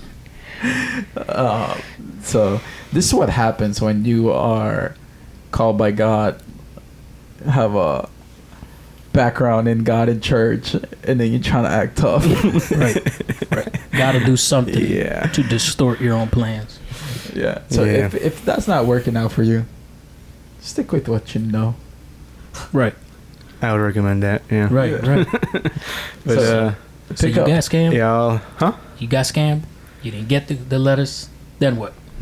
Yeah. So we got the lettuce, but like I don't know if I had said this last time, but we got the lettuce. It wasn't as much as I thought it was gonna be, but we're walking back to do whatever we're gonna do, and we're like on the sidewalk in his neighborhood, in the middle of all these houses, and then to the left there's like this little field, and some of his friends are there, and I guess they call him over, and so he says one second, he takes it with him, takes the lettuce with him. And he's there for like, I don't know, 4 or 5 minutes talking. It doesn't seem like a good conversation. It seems like a little tense. heated. Yeah. And me and my friend, my other friend, we're at the side. We're like, yo, what's going on? What is he doing? I'm trying to go, bro. I'm trying to Right. see what this is all about. And then he comes back. He's like, guys, I lost the lettuce. Just so nonchalantly, like nothing happened. I was like, wait, what? What are you talking about? I just dropped $20 on this. Where's my money? He was like, yeah, well, you see what happened was he wanted some. I don't know. I'm like, what? Why did you just give it to him? What? I'm so lost. Oh God. And long story short, I didn't get to experience the lettuce. I don't think you're missing out anything. Right. No. Yeah, You're really not. I know.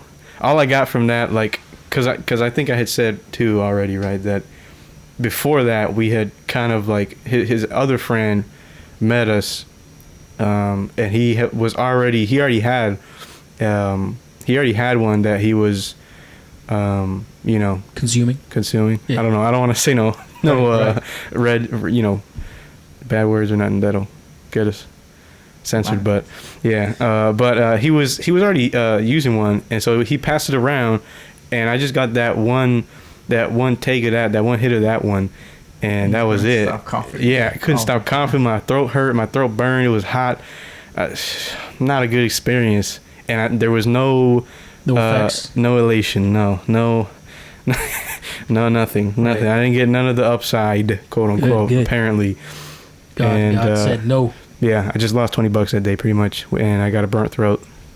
that was all, and so I was pretty upset that day, and lost my that one chance I had to experience that, and then I ended up getting caught anyways, like a week later. Not caught, but my dad kind of found out.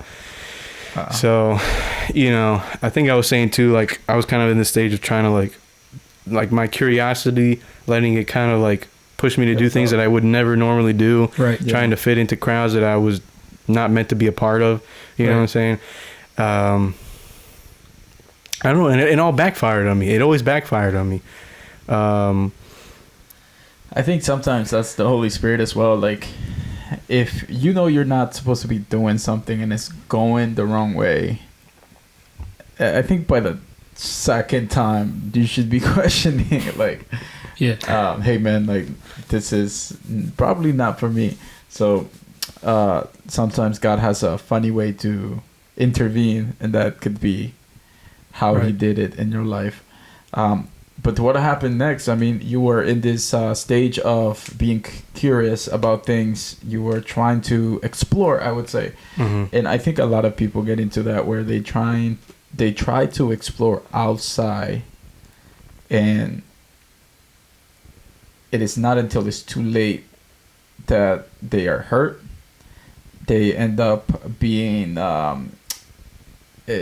hurt by other people. They end up having bad experiences. Mm-hmm. They try to come back, but it's not the same. So meaning, like, for example, if somebody is trying to love outside out of the image and perspective that God has designed what love is, they get hurt. Right. And then not only that, they get attached. Right. And then they come back and try to love again, but it's not the same because their past is still affecting them. Right. And their past experiences are still affecting them. In your case, I don't think that you had the chance to actually say that, which is good. But what happened next? Like, what other things were you curious? Yeah. Yeah. So, I mean, like you're saying, I never had the chance. And God, I guess God was always, protecting me. So in that way, for myself, technically, really. But I mean, there were a few things apart from that. I was also had this like weird sort of like obsession, infatuation with girls phase in high school. I'm a teenage boy, whatever. I was also very shy, like really shy, like in terms of like prayer or anything, teaching or whatnot. I was very hesitant to speak up. And God ended up kind of like taking me out of all of those things. And there's even another situation. I'll get to that. I'll get to these first real quick. But He ended up taking me out of all that, like basically the same thing as in like with the girls. Like I was trying, right? It was a kind of a dumb thing where I would like just fall in love, quote unquote, with a girl just based on how pretty she was. I had never even spoken to that girl. Oh, no. I had never even knew what she was like. Right. For all I know, she could be a horrible person, but I was like, oh, she's pretty, and like it's really dumb. Right. And every time I would try, like it never ended up working out for me. Really?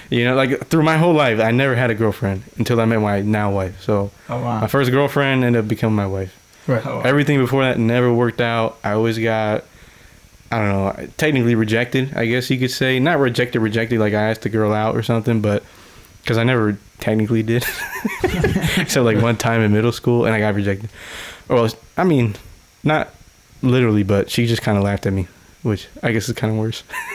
But the times I would try in this stage. No wonder he was marked the rest of his life. Right. Yeah. The other times I would try, like in high school, they just never worked out. The furthest I would get was like texting them. Like I could never even have a face-to-face conversation with these girls that I was, that was in the kick infatuated with, huh? That was in the kick days. Yeah. Kick. I wasn't using Kick at the time, but everybody using Kick. Yeah. And eventually, I mean, God started to take me out of that, and eventually I realized how ridiculous that all was. Like why am I so obsessed with this girl that I can't even say that I really know her. Right.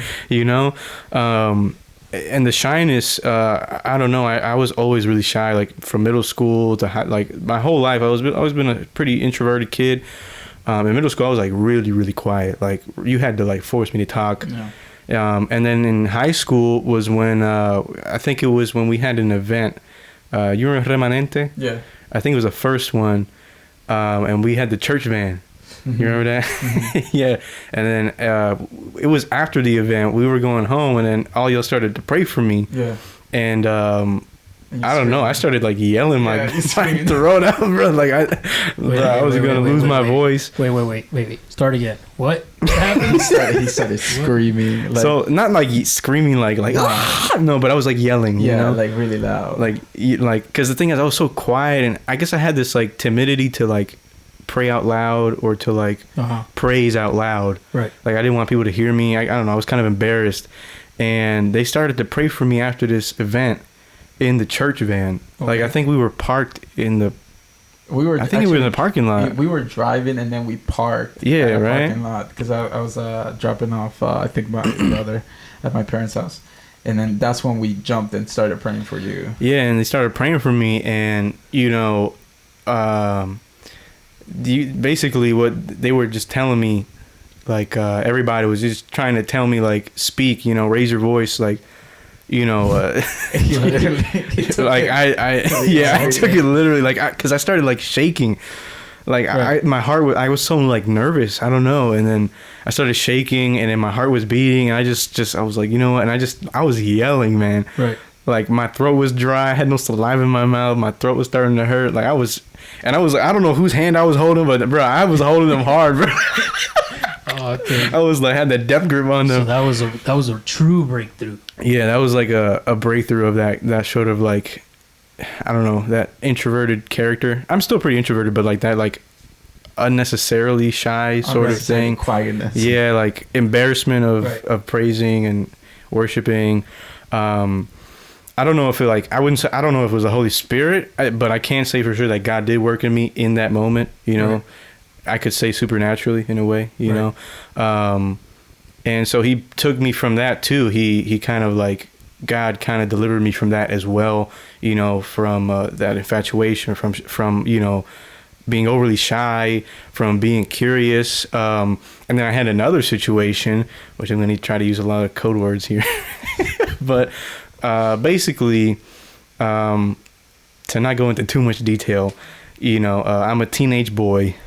I have a friend who has a friend who is a lady, and apparently this lady friend of his text messages me about my friend because apparently he's very, very sad. He's having emotional struggles, blah, blah, blah. So the girl's texting you about your other friend? Yes. Oh, my God. Well, okay. I'll mention this in a moment. But yeah, she's texting me about my other friend, and I eventually somehow, I've never had no experience with ladies. I'm a teenage boy. You know how teenage boys are with, you know, trying to know, trying to see, trying to experience. Yeah. Yeah. And so eventually this girl just starts bringing up these very, we'll say inappropriate things, trying to get me to do inappropriate things, send certain photos that I shouldn't be sending. And you know, I me being a naive teenage boy, I gave in, and that went on for like 3 days before it stopped. And it, you know, like I gave him hard, and it was bad. And then what ended up happening was that it wasn't actually a lady. Oh, no. It was my actual friend who is a guy who catfished me pretty much and lied to me for TV, bro. Yeah. Oh my God. But it lied to me for a year and a half till I found out. Oh my God. That's crazy, yo. That is insane. Yeah, and like I'm talking about like a close friend of mine, like really close. Like I basically live with this guy. Oh my God. And he confessed to me, and I mean, in that moment, you know, I always told people I don't hold grudges. I forgave him right away. Obviously it made me uncomfortable, and it's a little uncomfortable to think about sometimes, you know, I've only ever that's messed up. Yeah. That's messed up. Yo, it is messed up, and it's a guy. The only other person. Joey has a good heart, because it would have been me, bro. I don't care. Right. Hey yo, this is a true backyard conversation. Subscribe if you want to see more cool stuff like this. For real. I'm not even gonna. I haven't even told a lot of people about this. So yeah. That's cool. Y'all are now in the know. You guys are getting the insights. Yeah. It's backyard conversation, dude. But yeah, I forgave him. I mean, he was a close friend. I didn't want to hold anything against him. Plus, I knew that this particular friend kind of struggled with like same-sex attraction and all that. But it did make me feel uncomfortable knowing that, especially even now, like the only other person other than my wife, which it should only be my wife, but there's another person who has seen me, right, is a guy. It's just uncomfortable to think about, and I don't know, man. Right. That's pretty wild. Yeah. Pretty So wild. all these things that I tried to try out, that I tried to that I knew were bad, because the mentality that I had too, which was crazy, which was like really bad, was that I would tell God, like, I know this is bad, but just give me this one try. Like, I know it's bad, but I'm gonna do it anyways. I know what I'm getting myself into. I'll face the consequences. I'm ready. And I was still doing these sinful things, even though I knew they were bad. And then, every time I would try them, it would just backfire. Right.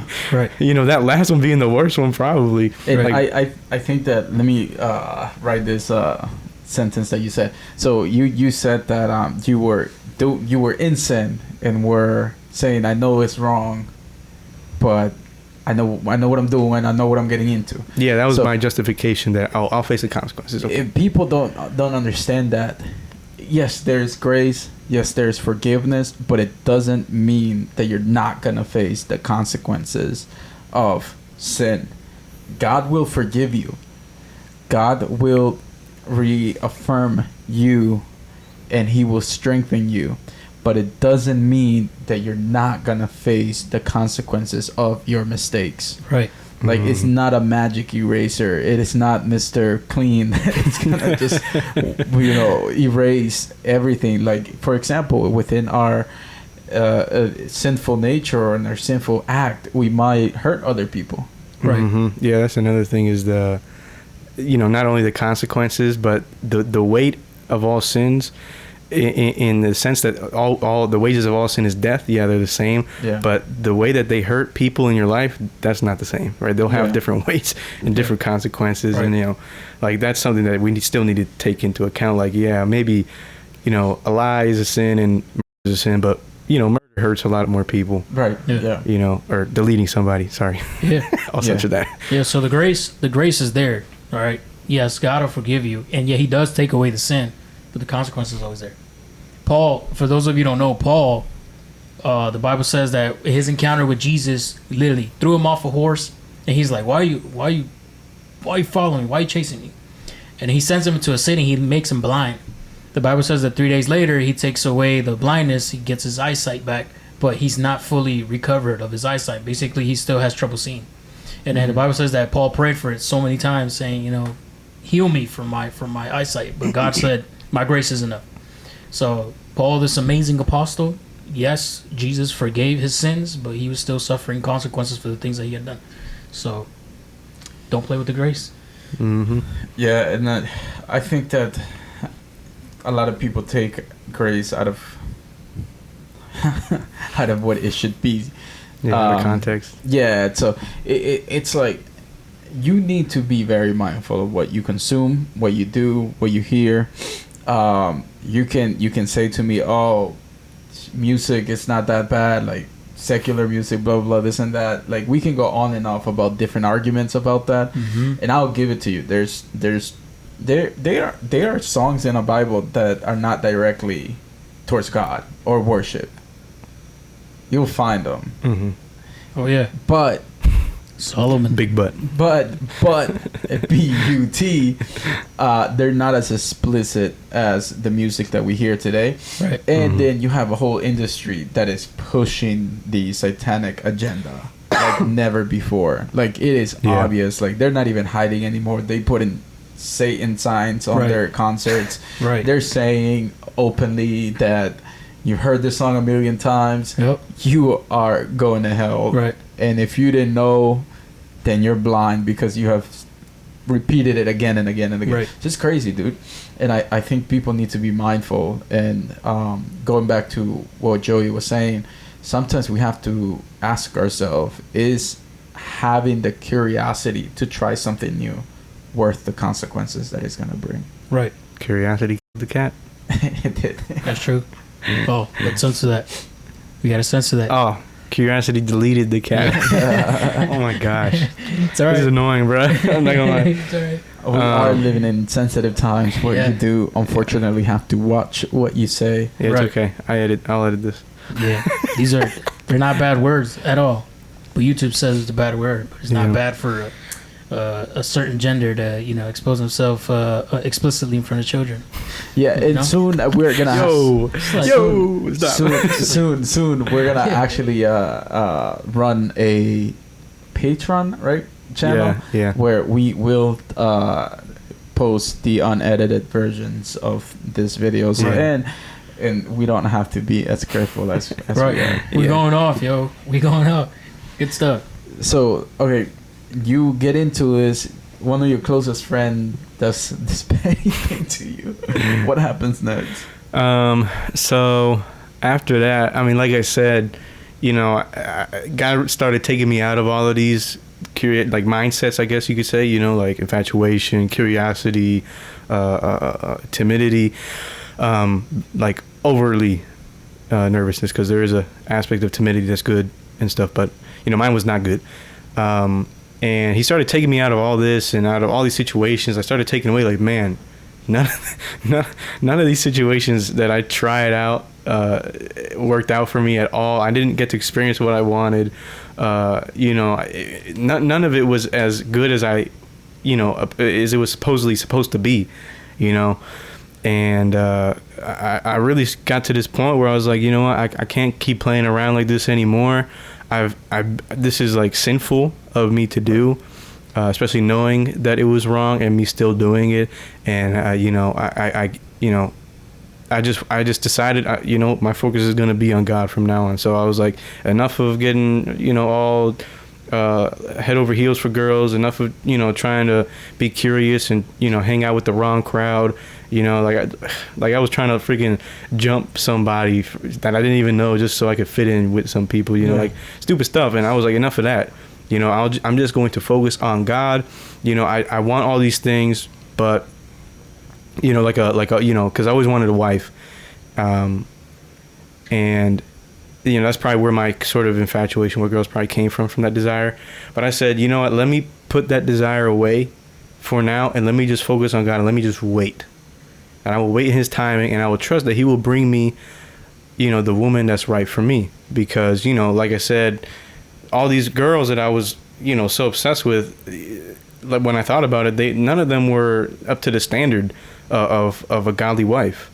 So I knew it was like, okay, now's not the time for me, obviously, and that was clear, and I didn't see it for whatever reason, but now I see it, and I need to stop playing around. So I just blocked it all out. I blocked all that stuff out. I stopped talking to those people that I shouldn't have been hanging around with. I stopped trying to, fit into crowds that I never belonged to in the first place, because I was separated from the beginning, and I tried to act like I was part of a crowd that I wasn't part of, and it didn't work. Right. Right. And God made that clear to me because He said no. He said, nope, burnt throat, lose $20, get catfish, so He made that clear. And I really started taking Him seriously. And that when I finally started doing that was when, a girl came into the church, and she seemed to, meet the standards of a godly wife, potentially a godly wife, and that's when I finally met my wife, when I wasn't even thinking about girls. Like when she first came to church, I didn't even talk to her. I didn't say hi to her. I mean, that's probably because, I'm pretty introverted, but I didn't even say hi, nothing. She said hi to me. Right? She came to me, and she was the one that started talking to me. And it wasn't until I just said, let me stop worrying about it. Let me stop getting obsessed over it. Let me stop freaking out over it, that it finally came to me. Yeah, I guess gave God the control. And then He said, okay, you're ready. Yeah, that's powerful, yo. Yeah. That's powerful. You're doing a little sermon there. Why? Because there you go. There's a lot of people out there, yo, that are thinking too much of something. They want it, and then God is like, stop thinking about it. Just focus on me. Focus on me. It's gonna come. It's gonna happen. Yeah, there's a Bible verse, right, that says, seek the kingdom of God first, and everything else will be added. Yep. So that is there's standards, man. That's what people don't understand sometimes, that there's biblical standards that automatically lead you to a result. Right. Like, for example, forgiveness automatically, slowly sometimes, and sometimes quick, leads you to healing. Yep. But I did want to ask you something, dude. And I really want you to think about this. Okay. You said that part of the stage that you wanted to be curious about new things was because of your friends and how they would talk about it. Do you think that the church had anything to do with that in terms of how people give their testimony? Sometimes they took better about their past and they get more excited about the wrong things that they did rather than be excited about the new life that they have? I will say, yeah, probably Yeah? because Oh. not exactly, but it's pretty much yes. Not because I would hear people talk about their past better, but Yeah. because I was one of the younger people at the time, right? We were pretty small. We're still pretty small, but we were smaller then, and like me being one of the younger people there, I was one of the teachers, teaching these kids, that other people that are like 18, 17, and I'm like 14, 15, and I'm like they were acting a fool, Right. And I'm like, why am I the one that has to be the role model for these guys? Why am I the one that has to speak up for the truth in front of these people that should know better? Right. And I guess I didn't have the people around me, my friends from church around me. They were good friends, and a lot of them now to this day, they're like my family.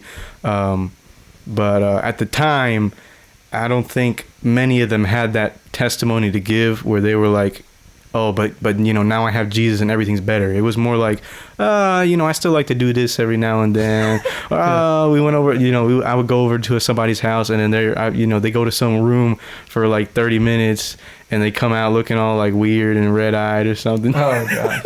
And Crazy. like, I don't know. And I was the one that was like the... Hold it down. Yeah, I was the, I don't know if this is okay to say, but if it's not, I'll just censor it. You know what I'm saying? So like they had all done something, and I had done nothing. So that kind of got me curious. Yeah, I was the innocent one. I was the goody two shoes. They would always say, so like the youth around me, they did not really. I will say they didn't help me in that aspect. And then once I found those people in school, then like the door was creaked open, and then when I found those, because of those youth, and then when I found those people, it opened completely. Right. Yeah. I will say that. Yeah, I don't know. Yeah, I seen a video not too long ago, and it's talking about how sometimes people get more excited about their past rather than their present. And I mean, in my case, Jesus changed my life a lot, bro, for the better, and I can testify, and that's why we're doing these videos. Right. So tell us, how did Jesus change your life? So now you started taking God serious, so everything's getting better, I would hope. Right. And You're talking to your because now wife. yeah, now it's the wife, but now as well, a lot of people need to get this, that when you do come to God, you picture it like this: your life, or your soul, in your inner part, heart and soul is dark. It's dark, and you cannot see anything. Once you come to Christ and come to the light comes to your life and exposes a lot of things. What happened when the light of God came to your life? Like when you started taking God serious and you started saying, okay, wait a minute, because you said you had to prep for what was ahead. What was part of that preparation? A lot of in general, taking it seriously, a lot of like gaining knowledge, gaining wisdom, looking up resources, learning about, especially because I was focusing on like preparing for whenever my future wife would come, right? I was, preparing to looking at videos about like Christian dating, Christian singleness, Christian marriage, looking up things relating to, youth topics, so that I could teach better, preparing myself mentally, and now that I look back on it spiritually as well, for those things that God had for me to do. And once I started doing that, I mean, God's blessings started coming. I mean, one of the greatest blessings in my life, my wife, of course, is part of my life now, and that came once I started doing that. Obviously, like even before, I had already known that the things I was doing was wrong. So like the light was there, right? The light was already there, and I ignored it, and I turned over to the dark just to look over there. Let me peek over there real quick before I go that way. So I don't know, and you know, I went into that. I peeked over there, and what I found was not good. What I found hurt me. What I found was, you know, disappointment and failure and wasted time, wasted resources. You know, nothing good. And then I finally decided to turn back to the light and, you know, head that way and head in that direction. And then I found those things that I was really looking for. You know, I found good friends. I found a wife. I found, you know, a Jesus who could give me a better, you know, experience than any sort of you know, hallucinogenic or anything like that, any sort of lettuce. You know, I found all these things that I was so curious to find in these other sources. I found them once I really started taking God seriously. Once I decided to give the control to Him, to give my curiosities to Him, my desires. You know. And I mean, I don't know. He really started to work in my life once that went in that point, and yeah, I don't know. I just started heading in a much better direction. The only other thing that I really struggled with was really like fear of my future. But the more I started like going on this path of walking with the Lord and walking in a path of preparation of getting to know teachings and scriptures and all that, you know, that went away. I found new purpose, you know, because I was always worried like about college and like what is my career going to be, because I didn't know what I wanted to do. Like nothing in school really interested me. I wasn't like, I kind of like to draw, but I was a doodler, you know. I was like, I don't know if I want to do it for work, and I probably wouldn't even make money doing that. You know, and so I'm looking through, you know, my parents wanted me to go to college, like it was a requirement. Like I was like, man, I can't even get it like a year off, and they're like, no, you have to go to college. So I was like, oh man, I don't know what I'm gonna do. So I don't know. I had that worry, but you know, like I said, I met my wife, and then I found sort of that future in her. I saw that potential future in her, and the more I went down this path of learning and you know, diving deeper into the presence of God, into His Word, I realized that my future is in Him. Right? My future is not in my career. It's not in my job. My fulfillment, my purpose is not in any of that. Right? It's not in, oh, I want to be an artist or I want to play in the NBA. No, it's in Him. It's in saving lives, bringing people to Christ and saving them for eternity.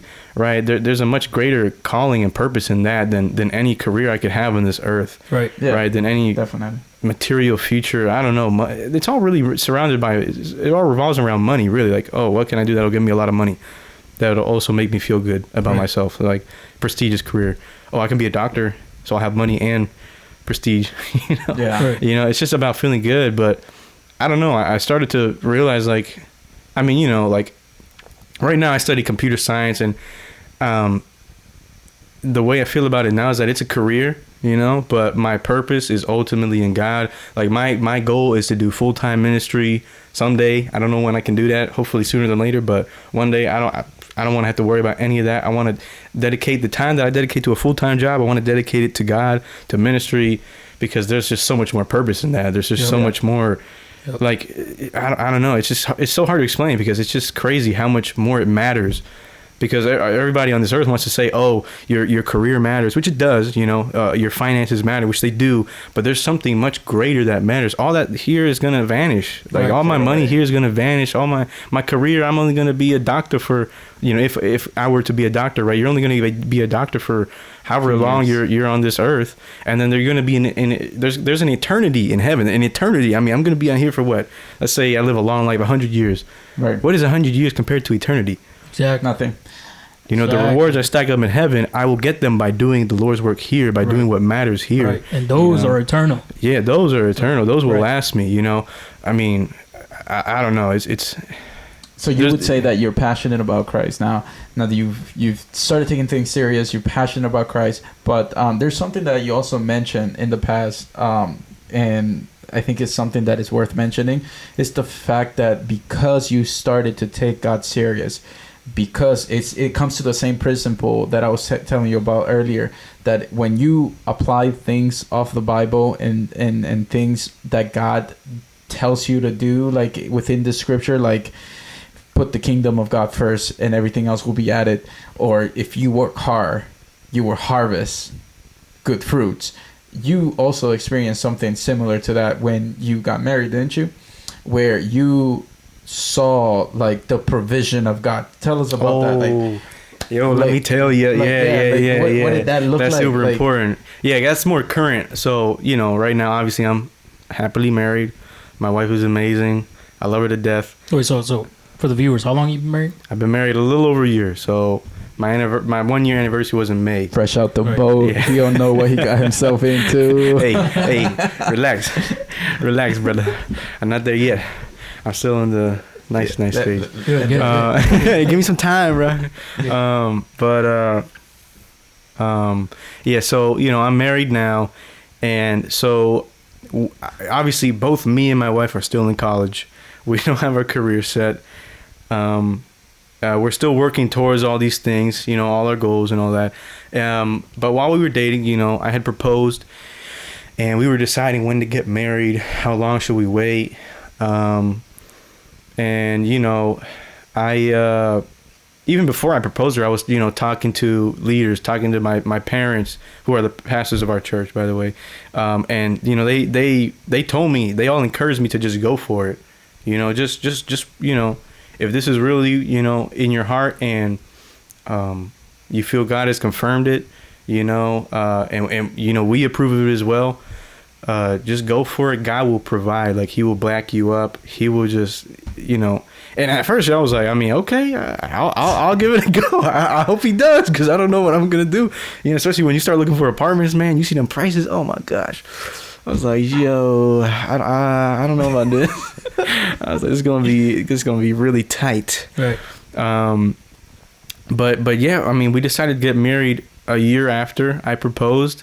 And I had a good amount of savings up, and so we were able to pay for the wedding and the honeymoon. But we kind of overspent a little bit, and I didn't really account for some things, and we were like tight, like broke, like tight.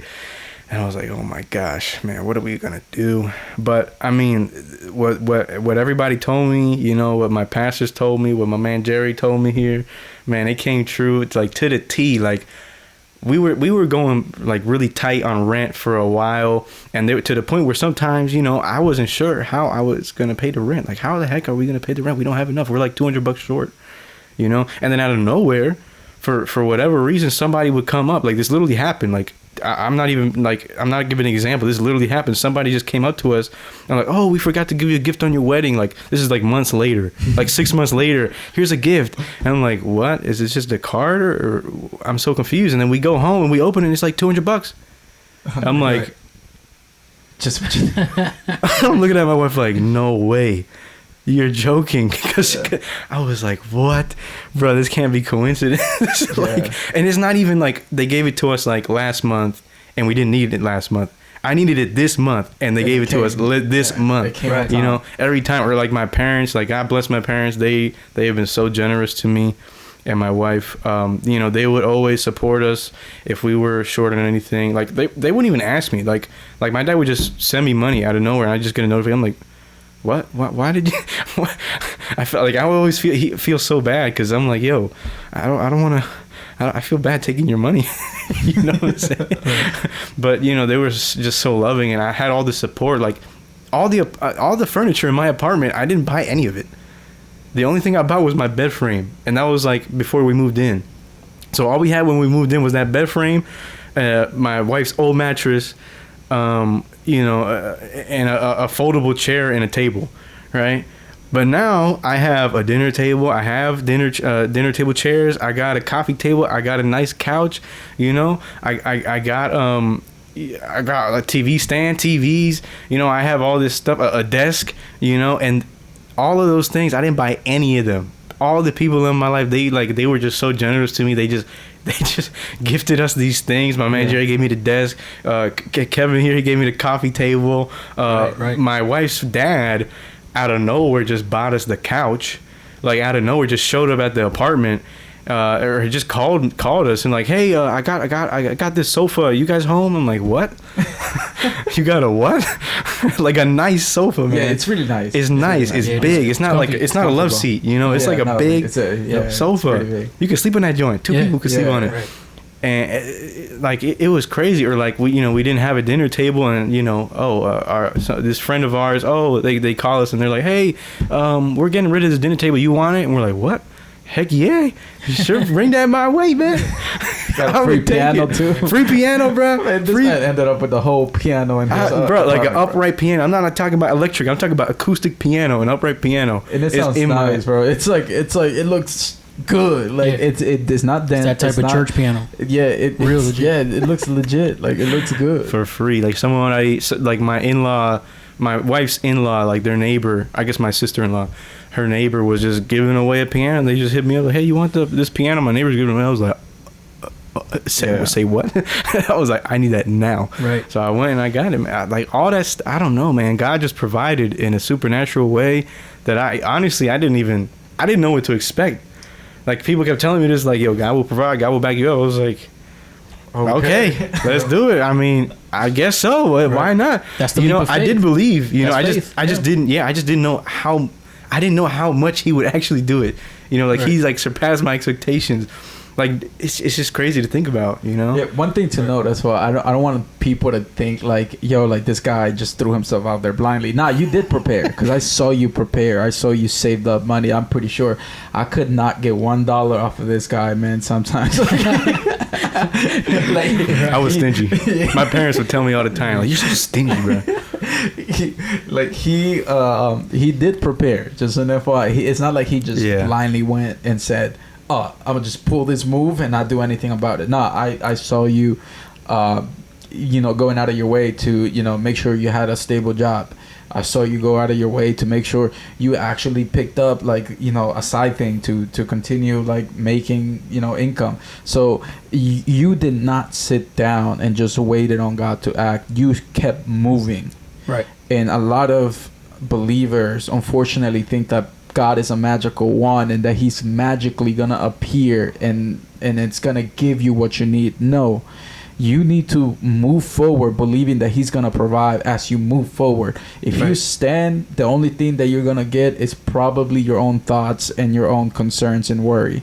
And then the other thing that I do want to mention is that you kept pushing in ministry. Yeah, during the struggles, during those need, you kept pushing. Yeah, I never gave that up. Yeah, which was... I think an experience that I actually had at one point. Like I did want to give up ministry, not in that moment, but like previously, like when I was in high school. There was a point where I was like, man, I don't want to do this anymore. I got all this schoolwork to do. I got all this homework, blah blah blah blah. And I did want to leave ministry, but I didn't end up doing it then. And that moment, this past year, in that struggle, I didn't want to either. But at that point, I knew this is something that I'm not going to compromise on. That right. Even though sometimes I would rather spend it with my wife. I'd rather spend a Friday night going out somewhere nice with my wife. Right. I'm going to go to church. I'm going to go and serve. I'm going to go and play. I'm going to go and teach or whatever they need me to do, because at the end of the day, this is the Lord's work. This is what he's called me to do in this moment. And this is what I love to do. Right. This is what it's hard to make the time sometimes, because sometimes, especially in those moments where you're struggling and you're trying to find all these ways to make money and support yourself, your time is stretched thin. And to add, one little thing on top of that, it just irks you sometimes. But I never gave it up. I still haven't, sometimes it's still hard. Especially now that we're doing this podcast, right. Sometimes my time, I'm like, yo, I'm so busy this week, but I'm still in it because I know what the blessings that are going to come. I know it's going to be worth it. And I don't say that because I'm just throwing these things out there. I'm not just let's just record some video with this crappy camera and God's going to bless. No, we're investing in this. It is. We are putting in hard work. I'm putting in hard work. Right. I'm putting hard work into my ministry. Right. I invest in my fellow, ministry mates. And the camera's not crappy. Yeah, the camera. It's really not crappy. It's not crappy. But at like all. and subscribe and share, because I strongly believe that this is gonna bless you in some way, in some in some way, you need to listen to what we're talking about. Be faithful to God, because when he shows up, Right. and he provides. Right. And I've seen it in my life. I've seen him take me to places that I've never thought I would be.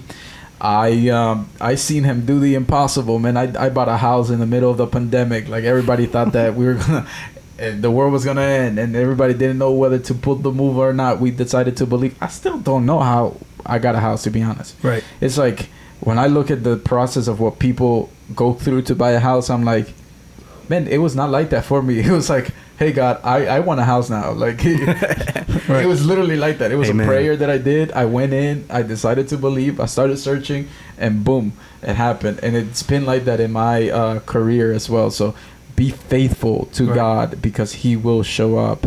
And one thing that Joey can testify, and has been testifying to you, is that it is true. This is not the account of just one person. It's the account of a lot of people saying the same thing. And there's a lot of people with way crazier stories too. Yeah, it is. Yeah. Just gotta believe. Just gotta have faith. That's cool. Amen. Yeah. So I mean, now I'm just here doing the pod with y'all, aspiring for greatness.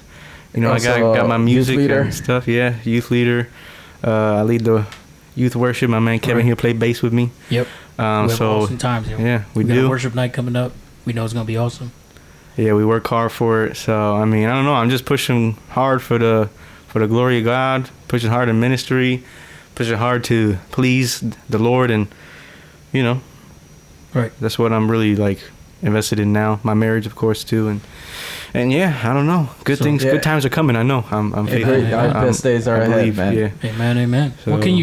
So now to begin to close, what can you say to the teens that are going to be watching, that are in that moment where they're getting curious of that dark side, or they're probably already partaking in that stuff? What can you tell them? That's a great question. I would say to all y'all that are in that curious stage or already partaking in that, that there's something greater. If you're watching this, you probably know that there's something better for you, and you know what that is. And maybe you're allured to these things because of your friends. Maybe you might not have the best friends in your life, but I know you have people in your life that do point you to the cross. And most likely, in your heart, the same way I did, that what you're doing now will not compare really to what you will have in Jesus. And you're doing it anyway, the same way I tried to do it anyway. But I'm telling you now, remember this, and I think you all probably already know this, it's not worth it, because what God has is so much better than anything we could ever find on this earth. And I know a million people have said it, but it's absolutely true. There is a peace that comes from the Lord. There's a joy that comes from the Lord. There's satisfaction that comes from the Lord that will never compare to what any of these, momentary satisfactions will get you. There is a peace that comes from the Lord that in the midst of trials, in the midst of your struggles, in the midst of your depressions or anxiety, you can find peace. Even when things aren't okay, even when things aren't going your way, you can still be happy, right? Even when you're broke, even when you're struggling, even when all your friends seem to be leaving you, even when you're lonely, you can still be happy. You can still be peaceful. You can still have this tranquility, and people are going to look at you like you're crazy, And the thing is, all these things that you are trying to find satisfaction in, relief in, all they do is take your mind off of it. But Jesus, he can give you that while you can still keep your mind on those things and focus and do better, while you can still work hard. And he will still give you, in the struggle, you can be peaceful. You won't have to go to these substances. You won't have to try these, hanging out with people you don't even hang out with just for their approval, because you have the approval of the one and true God, the eternal Father. Amen. You have his approval. He's made you blameless, right? He's made you blameless. He says, your track record, I don't see nothing here. I don't know what you're talking about. Yeah, you're telling me you did this, and that, but I don't see it. Enter into the kingdom. Amen. Nah, that is so true, So, man. yeah, Thank you. Thank you. Listen for to that voice in your head. Yeah. Thank you for your words, man. I think that it's gonna bless a lot of people, and it's been a great conversation. It has been a great conversation, man. Stay blessed. Stay strong.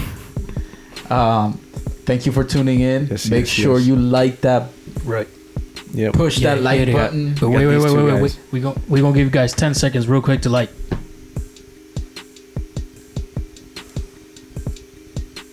Too slow. Like and subscribe. Nice. Yeah, we got a lot coming. Peace. See you guys in the next one.